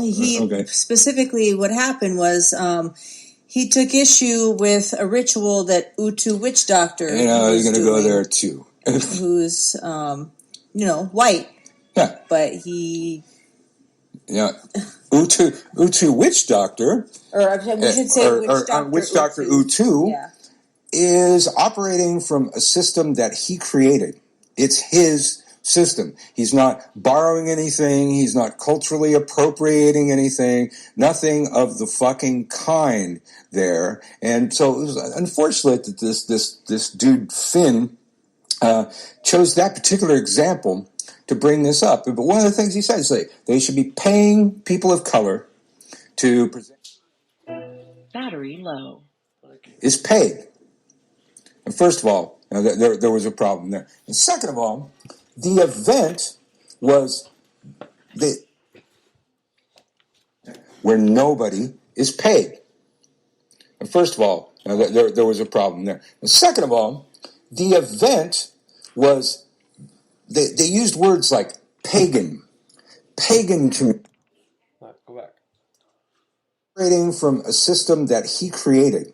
It's his system. He's not borrowing anything. He's not culturally appropriating anything. Nothing of the fucking kind there. And so it was unfortunate that this dude Finn chose that particular example to bring this up. But one of the things he said is they should be paying people of color to present at the event, an event where nobody is paid.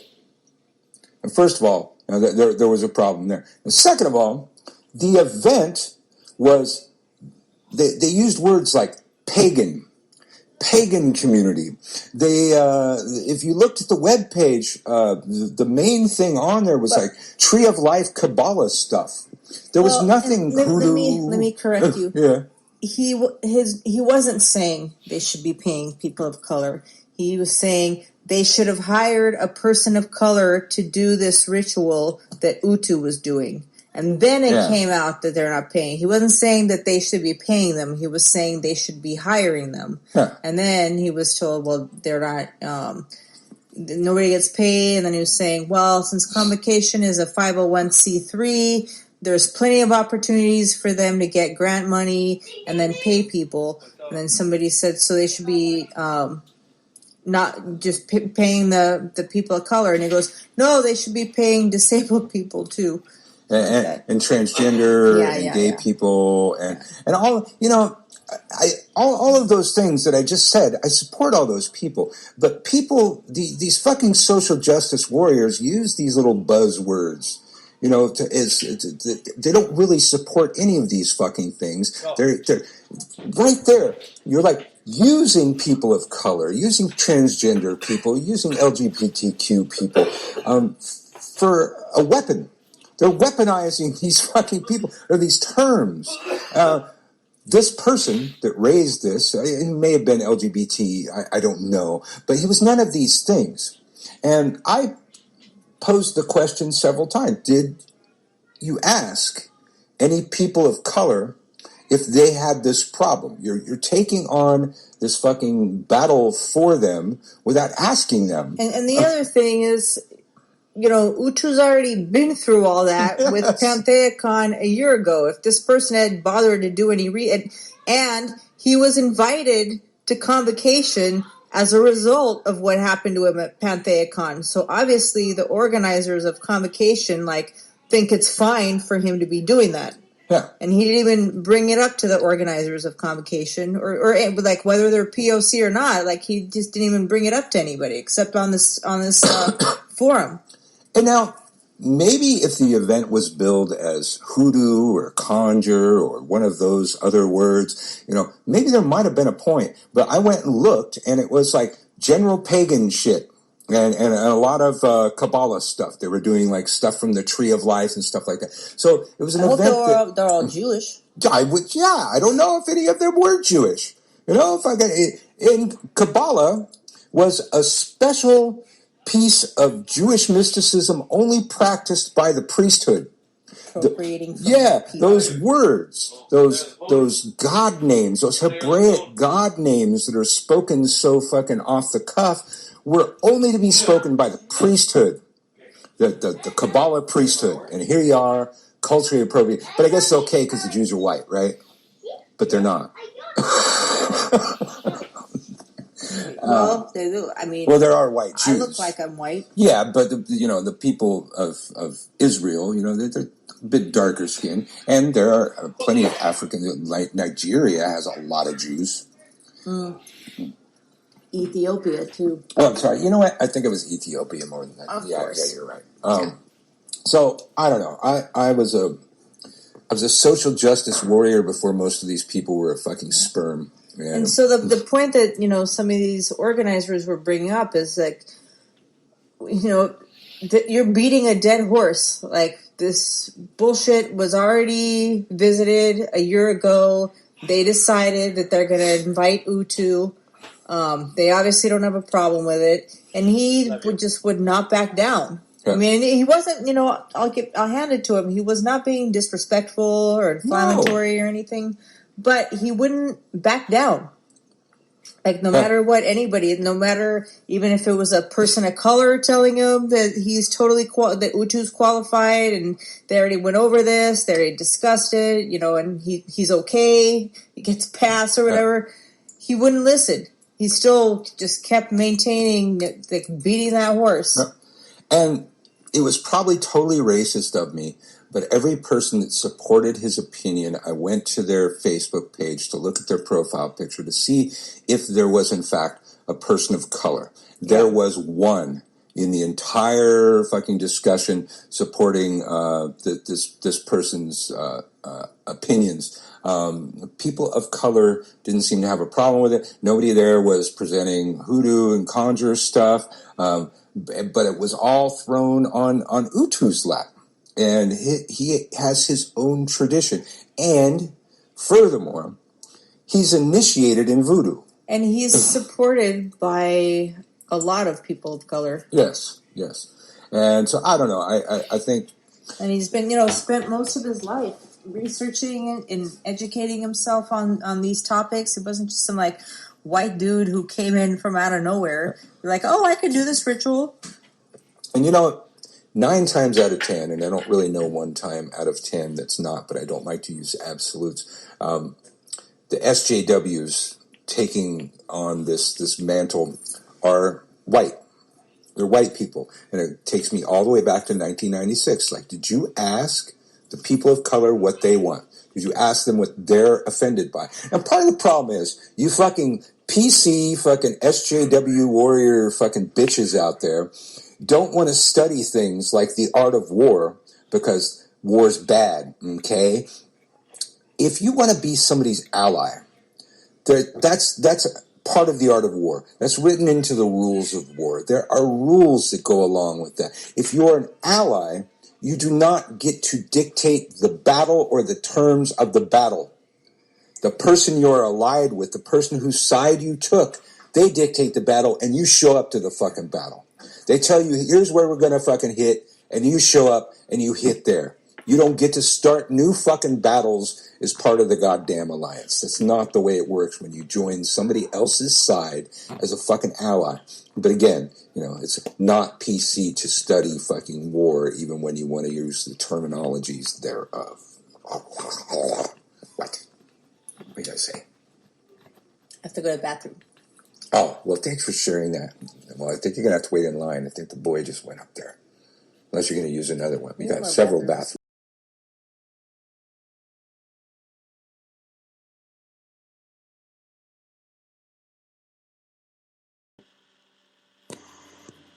Well, howdy, kids. Time for Uncle Birch to piss some people off. But I made a long career of pissing off the right people for the right reasons. And some things should be debated. Some things should be discussed. Many things should not be assumed. Like, for instance, I am not Wiccan. I'm a witch. It's extremely hard to tear the witchcraft out of Wicca in this day and age. We had 30, 40 years of Wicca being the dominant force. But now there are many forces recognized out there that are not Wiccan, and Wiccan is not the only party. And I always kind of took issue with the Wiccanry. There was one time we had to deal with Wicca. I have been Wiccan, but I've always been a witch. But, I do have a religious side that probably leans more towards, gods and goddesses, and then I have a spiritual side, leaning more towards spirits and ancestors, that kind of thing. I try to encompass many things in my work. And as I've said, recently somebody was trying to give me a hard time on my channel. I don't know who he thought he would deal with, but told me that I profess to be right-hand path. Now, clearly, young man, I believe it was a young man, you don't pay attention. I've made it absolutely clear on my channel, I use both hands. Right hand, left hand. There's a time to be right-hand path. There's a time to be left-hand path. And better yet, stagger down the middle, swerving in and out of all of them. That's the only way to really be complete. Either one of you is wrong. If you are left-hand path, you're missing something. If you are right-hand path, you're missing something. The right-hand path and the left-hand path philosophies of the craft have merged over time, and a lot of you missed it. The left-hand path originally believed that God, if they believed in God at all, was an internal force that lived inside of us, that was a part of us. Left-hand path believed that God was outside of us. God, Goddess, all it is, outside of us. A lofty thing up on a cloud, yay high. And so the left-hand path believed that serving yourself was serving that God, or if they believed in God, but serving yourself was the way to go. Right-hand path believed that since God was external, serving others, serving external things, was the path to go. Either one of those is just wrong. Either one of those, you're either going to be a selfish asshole, or you're going to be a broke-ass motherfucker living on the streets with nothing for yourself. Many, many, many, many times I heard in old Wicca people say, it's against the rules to do magic for yourself. Why do it then?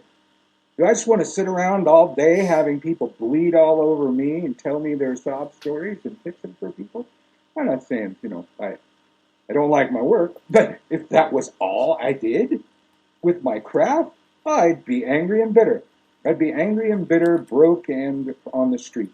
So, again, I use both hands.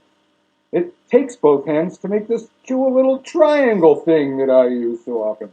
So, like the title of the video, the thing that's going to piss people off, vengeance. Sometimes healthy. Now, maybe it's because I'm part Italian. Got a healthy sense of vengeance. It is an Italian proverb and not a Klingon proverb that revenge is a dish best served cold. That means a lot, and it doesn't just mean without feeling. It also means let time pass before getting your vengeance, to where the person you're getting your vengeance on doesn't even remember that they fucked you over. I'm part Irish. I'm really a mutt. I have so many. I think Asian is the only thing not in my DNA.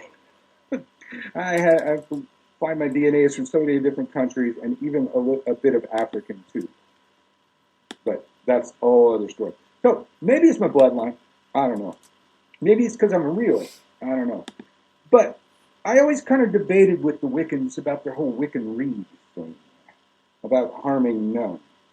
And I would, rather than, say the same thing that everybody else says, I would debate specifics in there. And, I found that while they were harming none, they didn't think too much about protecting others. That's not very right-hand path, is it?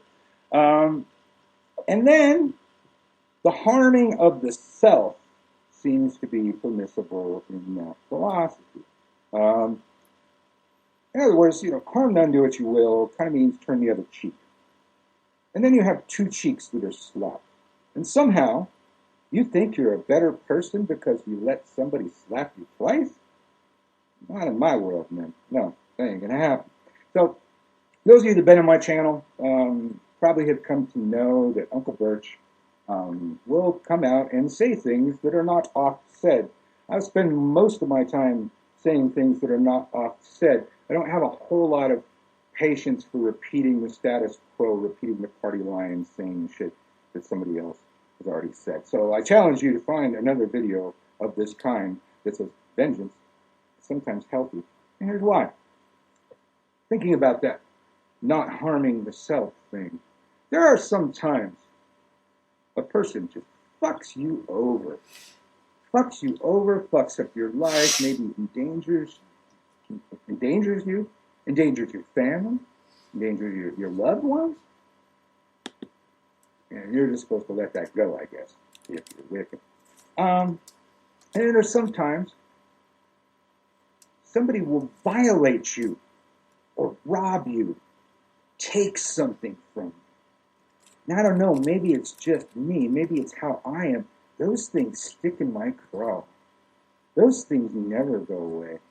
I was a spooky little kid in high school. I got fucked with all the time.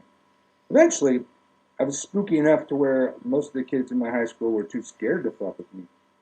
That backfired later in high school, but that's a whole other story. But I remember everyone that ever picked on me, everyone that ever hit me, everyone that ever fucked me over. I remember all the bullies in my life. They're a part of me right here. And if I think about one of those people, it's nasty. It hurts. It angers me. Anger is not healthy. Holding these things in and stifling them, that's not healthy. You get a tumor doing that kind of shit. There's some people out there also that fucked you over, that if allowed to continue their evil ways, will fuck others over. So it can be kind of right-hand path to do those kind of people in. But I don't care which path it is. That's unhealthy. For you to just take that shit, feel like that, and maybe you're not like me. Maybe you can let that shit go. I have often heard said by some people about myself that I hold grudges. I don't really think that's true. That doesn't cover it all. I don't really hold grudges because I get even. I know myself. I've been on this earth a long time, and I know that that person that just fucked me over, that person just robbed me, that person just violated me, I'm going to feel that for years and years, and maybe the rest of my life. It would be far less damage to fuck them over once than to feel that for the rest of my life. Anyways, I always tell this tale. A long, long time ago, a land far, far away, I was doing security work. I was a bouncer at a heavy metal bar in Downey called Mississippi Moonshine. And we bounced the parking lot, and then they had other bouncers upstairs. And so these muscle boys, steroid boys, got in a fight with a couple off-duty Marines, I guess. They all got bounced downstairs. The Marines went that way. And the muscle boy is standing there talking shit. And I'm standing next to my sergeant. I'm a little guy. I don't know how. Well, I'll show you in a minute why I was a bouncer. Because I'm crafty. So these boys talked all kinds of shit to my sergeant, who was standing right next to security work, right? And talked about his mother, his questionable parentage, his questionable sexual persuasion, on and on and on. I'm just getting pissed. You guys haven't even said it to me. And just that I'm standing here letting these assholes verbally abuse a friend of mine, it's getting to me. I already have my mace. This is before pepper spray, by the way. I already have my mace in my hand, just down on my side. I'm just casually standing there. These guys talk all this shit. They're about to walk away. I'm thinking, God, I'm going to hate these two guys forever. That's not healthy. I don't need to hate these. They're stupid fucking drug boys, right? So, right as he's starting to leave, the guy says, and you, pointing to me, you little shit, better get your mama to feed you some steak. Fatten your ass up. And I look at him and go, me? Oh, you haven't even started talking shit to me yet. I'm right here. I ain't going nowhere, motherfucker. Step up. I don't often play the macho boy game, but I know how to play it. I know the rules. I haven't been in a whole lot of fights in my life. I've wrestled a lot of motherfuckers to the ground. I've unarmed a lot of people, disarmed a lot of people. Never, didn't spend a whole lot of time in slugging matches. So at any rate, guy walks up to me, hardest I've ever been hit in my life. Punches me with both fists in the chest. My chest folds around his fists. Almost collapsed. I took one step back and put the mark of Zorro across his face with my pepper spray. And he goes, "Hey, what the fuck? What the He's on his knees, crying, sobbing, and his muscle-bound buddy stepped up. "Hey, what the fuck was that?" And I go, "Oh, this." Gave him the mark of Zorro across the face, too. The sight of these two muscle-bound dickhead motherfuckers, arm in arm, crying as they try to find their car, walking down, "Oh, I can't believe he did it," fills my heart with joy to this day. I think of just that little piece that would be stuck in my craw for the rest of my life. And God, I should have hit that fucker. God, I should have fucking knocked his ass out. Maybe you're not that way. I'm that way. It was much healthier to momentarily cause these two boys a huge amount of pain than to suffer the years and years and years of pain that would go long enough. So that's pretty much my rant on that. If you're that kind of person, do you feel that? Can you think about somebody that fucked you over in your life? You still feel the pain from that? Maybe you should hex them. You know? You never got any justice for it? We're witches. We don't have to deal with that. We don't have to have mace. We have spiritual mace. We have the mace of the universe. So if you're sitting with one of those things, maybe it's time for that. Yeah, and, justice. Justice is cool, too. Maybe you need a little justice work. Sometimes I'll shoot for justice, too. If I can't get justice, man, I'm going to get vengeance. I'm going to get even. I'm going to get threefold. So that's my threefold law. You fuck with me, I fuck with you 3 times. You hit me, I hit you 3 times. That's the real threefold law. So, if you're that kind of person, maybe you want to bip over to my website. Pick up a few things. Maybe some dark arts oil or Lucky Mojo oil. I carry some Lucky Mojo products on my website. Graveyard dirt. I got great graveyard dirt. We harvest it every Samhain. And now I'm living in a totally different land with really old graveyards. So getting some really cool graveyard dirt this time of year. Some graveyard dirt. Maybe mix the graveyard dirt with some sulfur.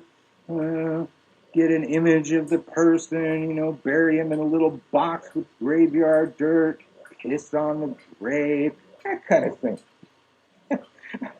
Maybe hotfoot powder. Hotfoot powder might not kill him. You give him a really hard time.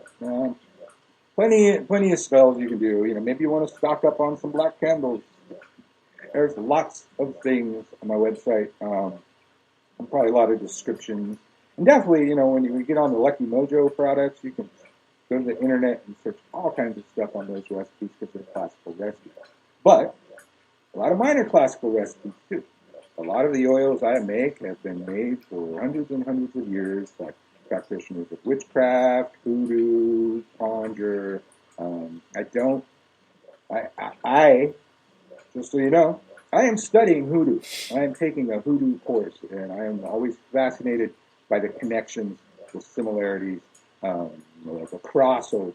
We're like in this melting pot here, and a lot of crafts just kind of mesh together and become one craft. Well, these days we've got a lot more research. We've got a lot more access to research. We can see where a lot of magic came from, and I love that. I love finding a thing and tracing that thing back to its origin. I think that's a witch thing. We need to follow these patterns, and that's a pattern I love to see. I always love to see a moment when a thing happens, and then a moment later in time how that thing turned out.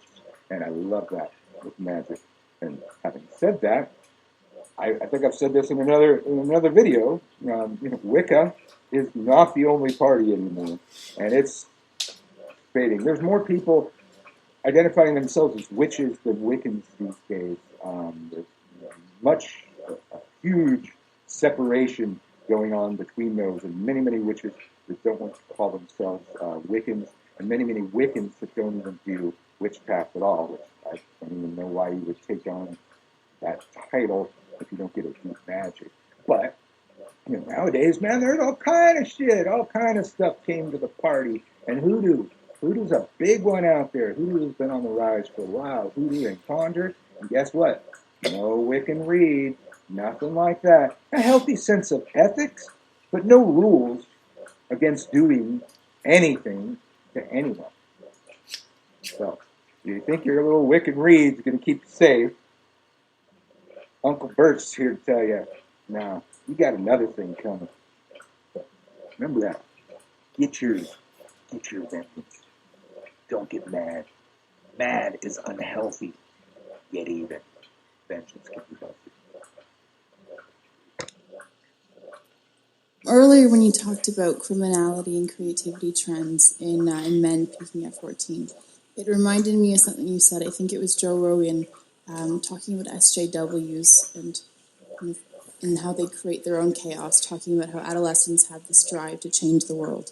And I was wondering if those three, the criminality, creativity, drive to change the world, are linked, and if so, if they manifest differently in men and women, and if they kind of come from the same area. Well, I think they are linked, but I'm going to concentrate more on the second part of your question. So I'm going to ask you guys to think about something. So I talked to a friend of mine the other day. He's a very, very smart guy, and we've been talking about, well, all the sorts of things that we've been talking about tonight for a long time, and we were talking about the relative evolutionary roles of men and women. This is speculative, obviously, and because our research did indicate, it's tentative research so far, that the SJW sort of equality above all else philosophy is more prevalent among women. But it's predicted by the personality factors that are more common among women. So agreeableness and high negative emotion, primarily agreeableness. But in addition, it's also predicted by being female. And that's interesting because in most of the personality research that I've done, and as far as I know in the literature in more broadly speaking, most of the time you can get rid of the attitudinal differences between men and women, or at least reduce them by controlling for personality.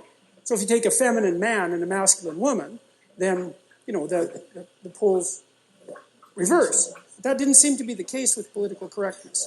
And so I've been thinking about that a lot, because, well, men are bailing out of the humanities like mad, and pretty much out of the universities except for STEM. The women are moving in like mad, and they're also moving into the political sphere like mad. And this is new, right? We've never had this happen before, and we do not know what the significance of it is. It's only 50 years old. And so we were thinking about this. And so I don't know what you think about this proposition, but imagine that historically speaking, it's something like women were responsible for distribution and men were responsible for production. Something like that. And maybe that's only the case really in the tight confines of the immediate family, but that doesn't matter because that's most of the evolutionary landscape for human beings anyways. What the women did was make sure that everybody got enough.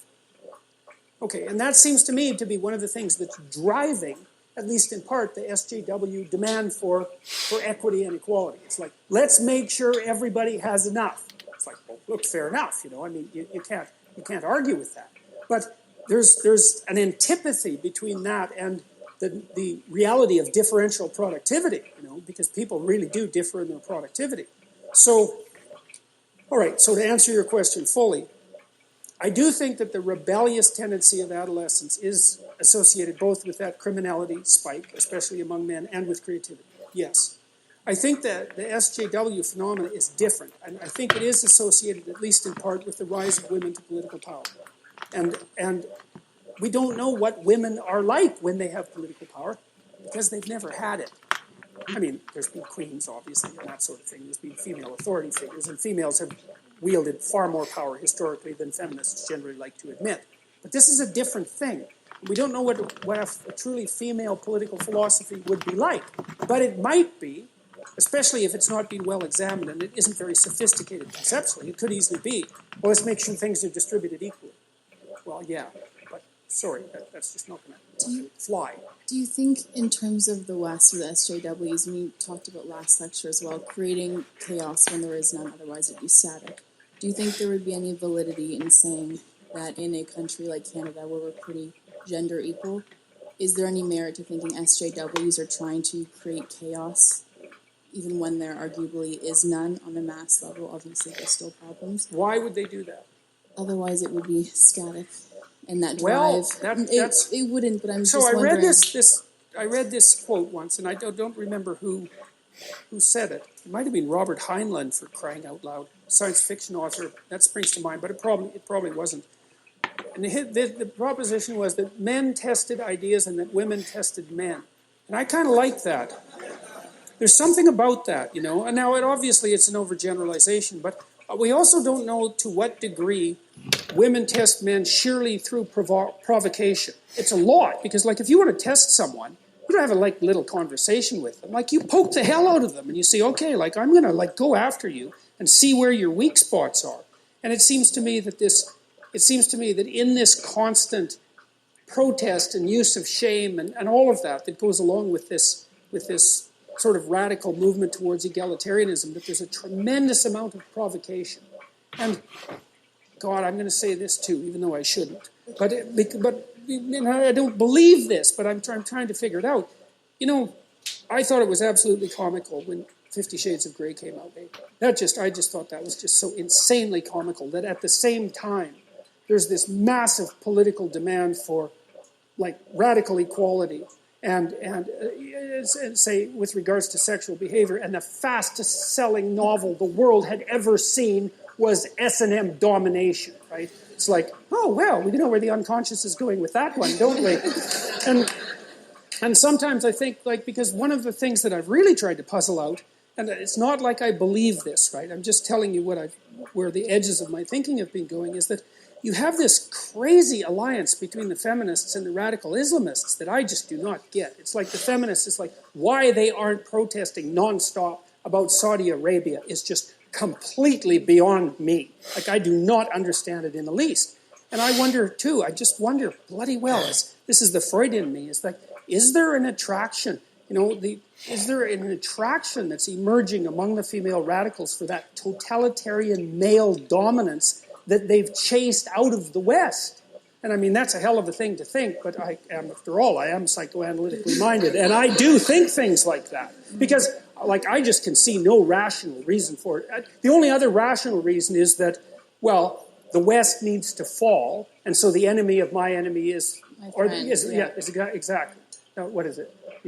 I got that wrong, but... The enemy of my enemy is my friend. Yes, exactly. And that's why Islamists tend to vote liberal as well. Yes, well, so that could be the case. But I'm not going to shake my suspicion about this unconscious balancing, because as the demand for egalitarianism and the eradication of masculinity accelerates, there's going to be a longing in the unconscious for the precise opposite of that, right? The more you scream for equality, the more your unconscious is going to admire dominance.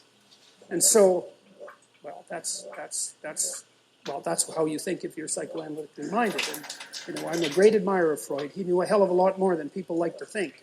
And so it's partly why everyone still hates him, even though it's been 100 years since he's, you know, really been around. So, all right, we should stop.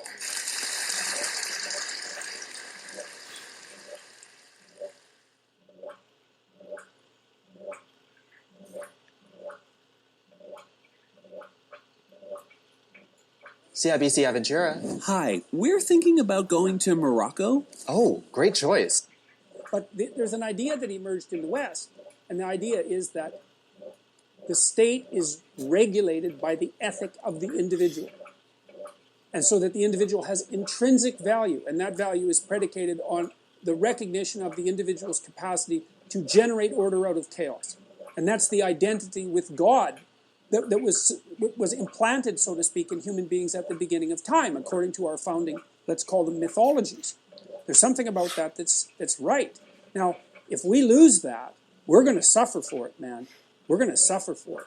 And I've studied totalitarianism for a long time. I know what happens when things take a viciously communitarian twist. It is not pretty. And, you know, people think our society is more, even the radical leftists who criticize it, think that our society is more robust and impervious to subversion and danger than it actually is. It's actually not. It's actually, we could lose it a hell of a lot more easily than we think. And it's got all sorts of flaws, and like criticize away, but with a bit of gratitude, that would be nice. It's got all sorts of flaws, but we don't have anything better to put in its place. And when we tried a couple of different variations in the 20th century. Man, and that did not go very well. Now, if people want to bring that back, it's either because they don't know what happened, and they probably don't, because generally speaking, people's historical education is so dreadfully inadequate that it's actually, it's like a crime. Or they don't care, and what they're aiming for is trouble. And neither of those things are good. So, you know, I've been watching this politically correct thing develop for 3 decades. You know, it's popped its head up here and there. It happened really in the 1990s, in the early 1990s, but then it sort of faded away to some degree.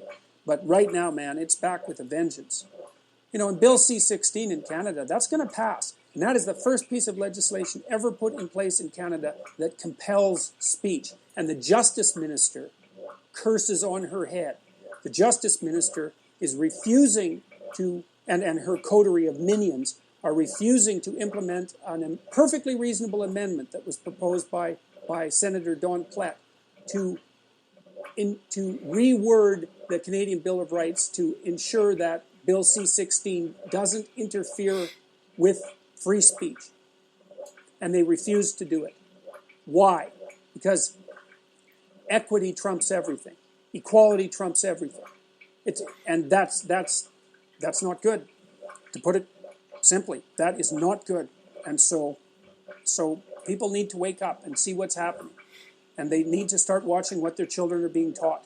That the new policies of the Ontario Teachers Federation, as I said, I've got the acronym wrong, those should be scrapped. I would tell people, do not send your children to public schools. If you're going to send them to public schools, you better bloody well keep an eye on what they're being taught. And I would say that's particularly true for communities of relatively conservative immigrants and minorities. You know, I mean, historically, they've been aligned, say, more with the Liberal Party in Canada because of its more tolerant attitude towards immigration. It's like, it's time for those relatively socially conservative ethnic immigration communities to wake up and realize that the people that they thought were their allies are not their allies at all. So, no, we're going too far down this road.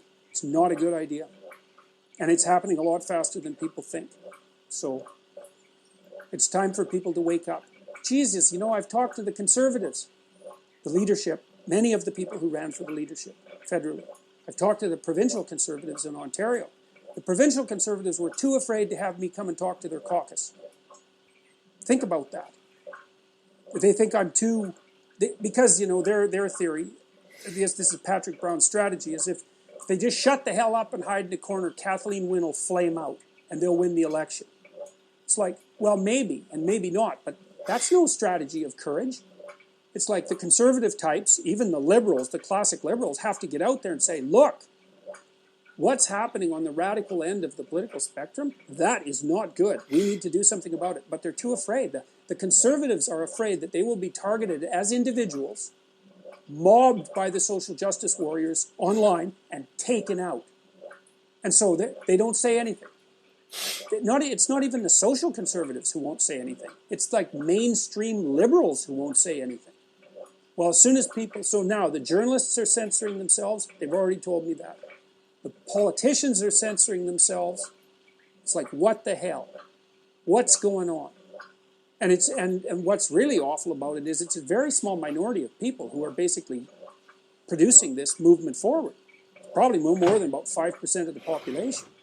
So, and the other thing that's so interesting is if you push back against them hard, they just fold. I can't even get the social justice types to debate me. They won't do it. Now, they don't believe in debate.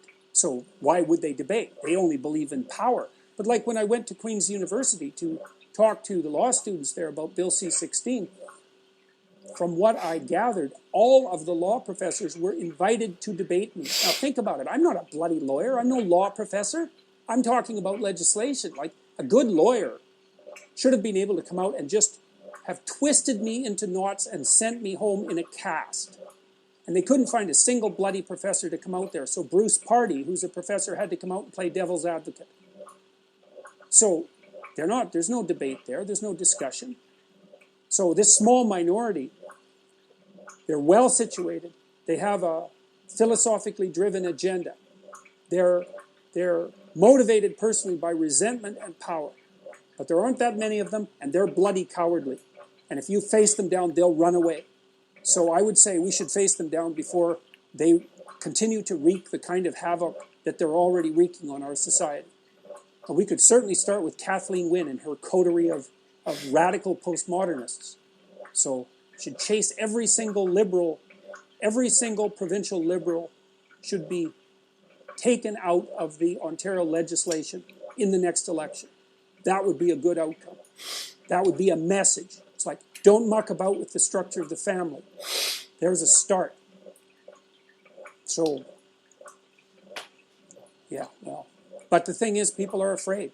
So the conservatives won't even come out and be conservative. So one of the things I've talked to them about, I think I talked to 5 of the people who were involved in the leadership convention, was if you guys are afraid to be conservative, you've already lost. You're done. Like, you're just playing out an empty game. And they are. That's the policies they're pursuing. Patrick Brown won't come out and, like, what the hell? Kathleen Wynne, she should be hanging on with one finger. If that woman had an ounce of integrity, she would have resigned when her popularity fell below 10%. But she doesn't. And no one will take her on with regards to that. So, it's not good. I can tell you one thing that I've experienced.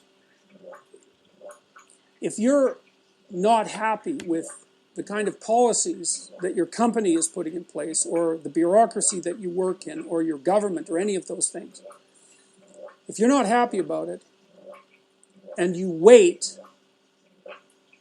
the probability that you'll become more unhappy is extraordinarily high. If you come out and say something early on, you're taking a risk. But if you say something and you don't apologize and you hold your damn position, you can chase them back. That's been my experience. You don't apologize, and you don't soften what you have to say. But as far as I can tell, you've got a choice. You can wait around until things get worse and you're weaker, and you can wait till you're taken out, or you can stand up now and say what you have to say with a reasonable chance of success. That's how it looks to me.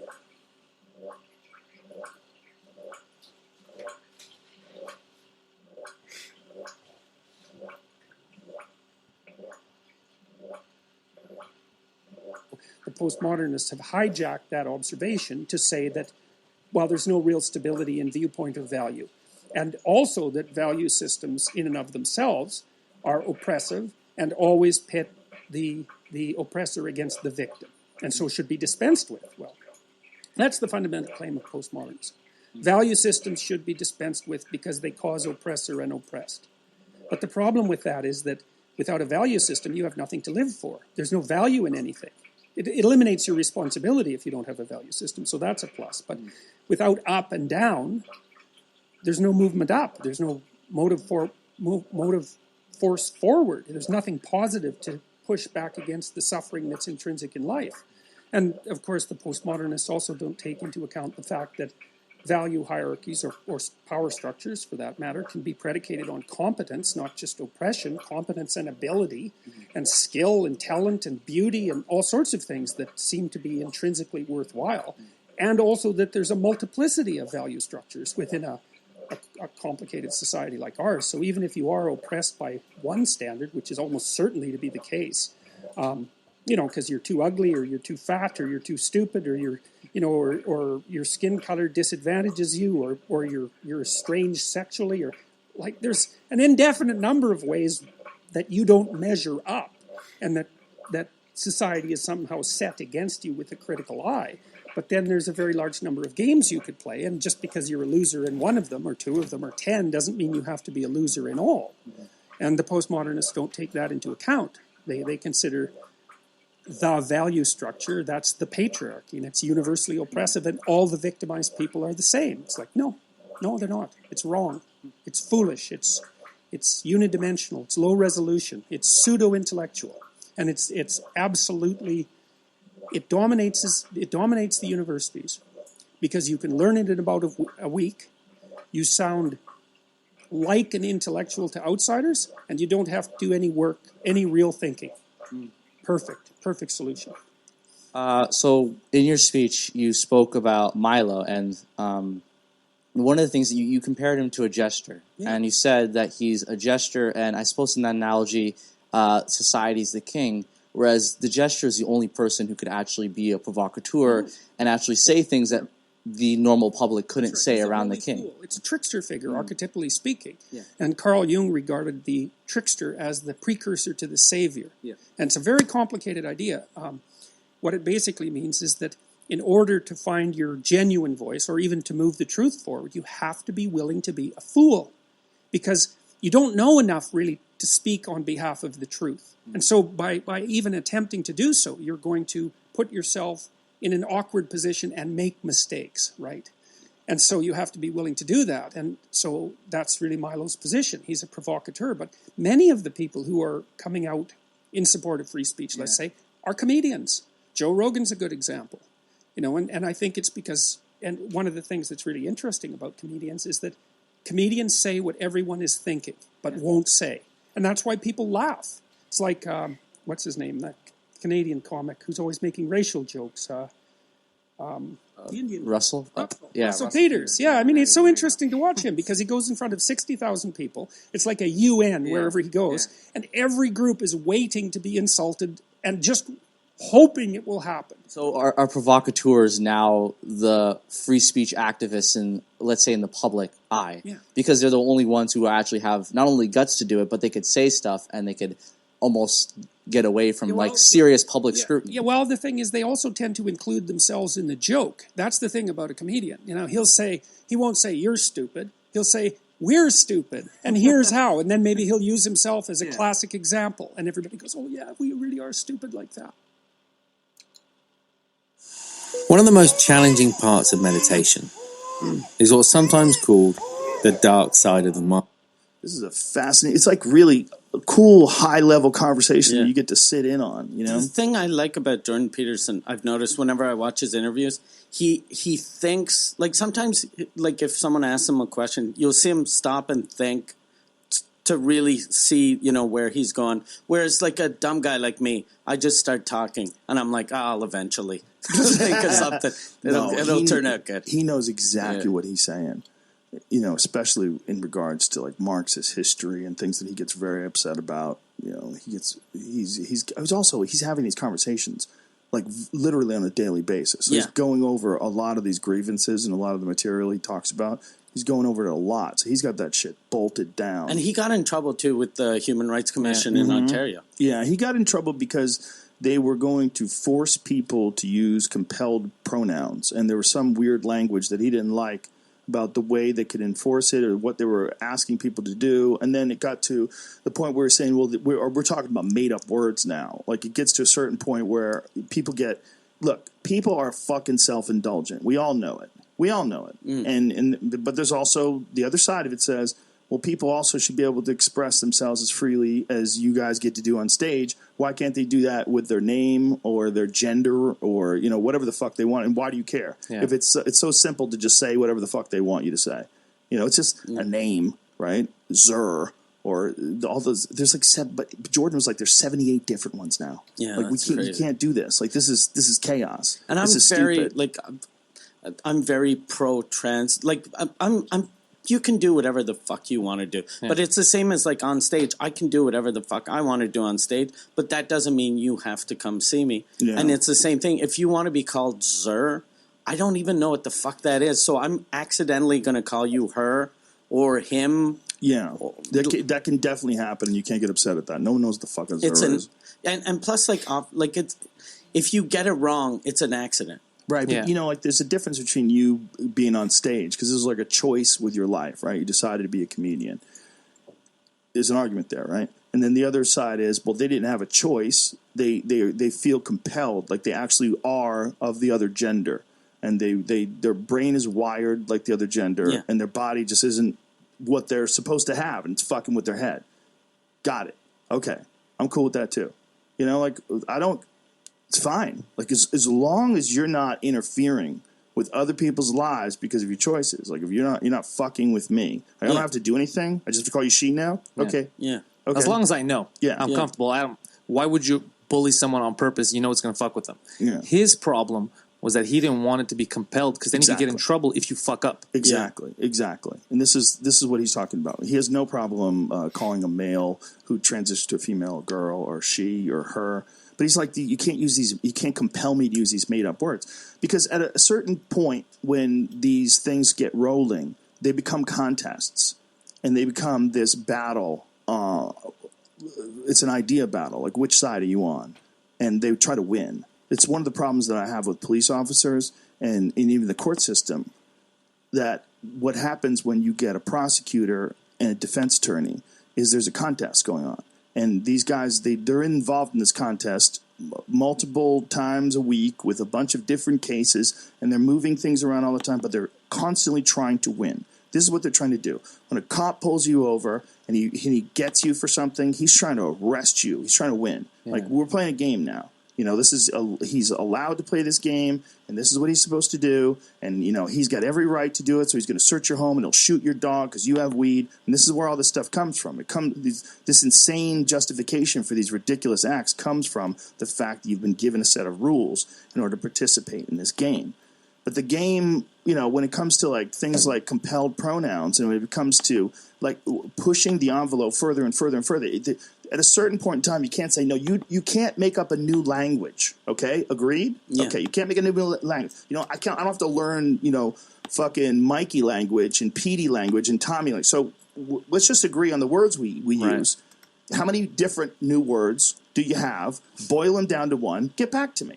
If you want to call a trans person or a queer person, you want to call them a Zer. Does everybody agree? Z-H-E-R? Z-H-E-R. Okay. That's a new thing. Good. Good. I don't give a fuck. But don't say I'll go to jail, or you can bring me in front of a trial or some tribunal, some fucking tribal council. What are you going to do? You're going to bang drums and decide if I've uttered the wrong phrase?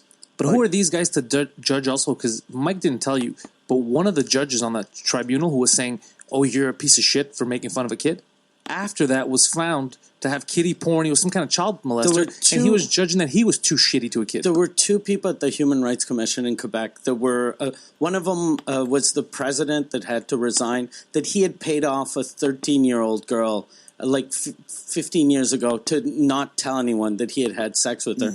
And another one, I think he had sex with, it was a 6-year-old. Like, it was fucking crazy. But these motherfuckers, that's what I hated. These people were telling me, okay, you did a joke on stage, and that's all, and your intent, that's what people forget oftentimes. Yeah.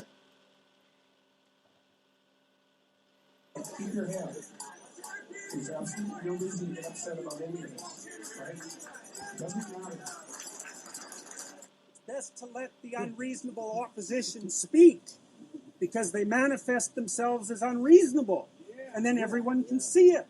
And so that's part of the reason that you want free speech. Piece of shit! Transphobic piece of shit! Transphobic piece of shit! Transphobic piece of shit!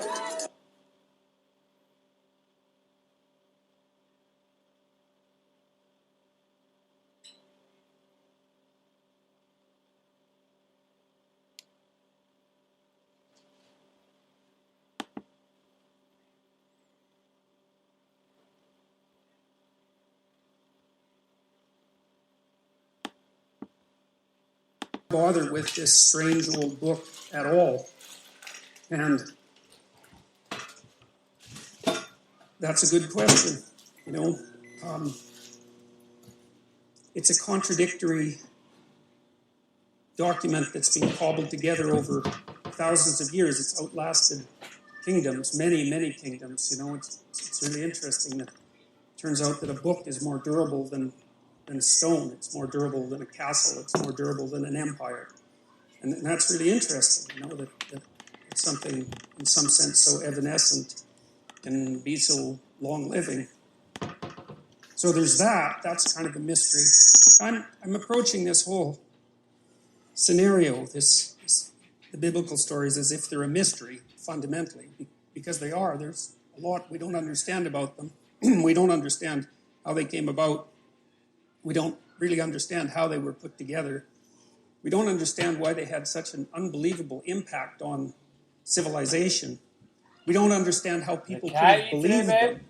We don't understand what it means that we don't believe them now, or even what it would mean if we did believe them. And then, on top of all that, there's the additional problem, which isn't specific to me, but is certainly relevant to me, that no matter how educated you are, you're not educated enough to discuss the psychological significance of the biblical stories. But I'm going to do my best, and partly because I want to learn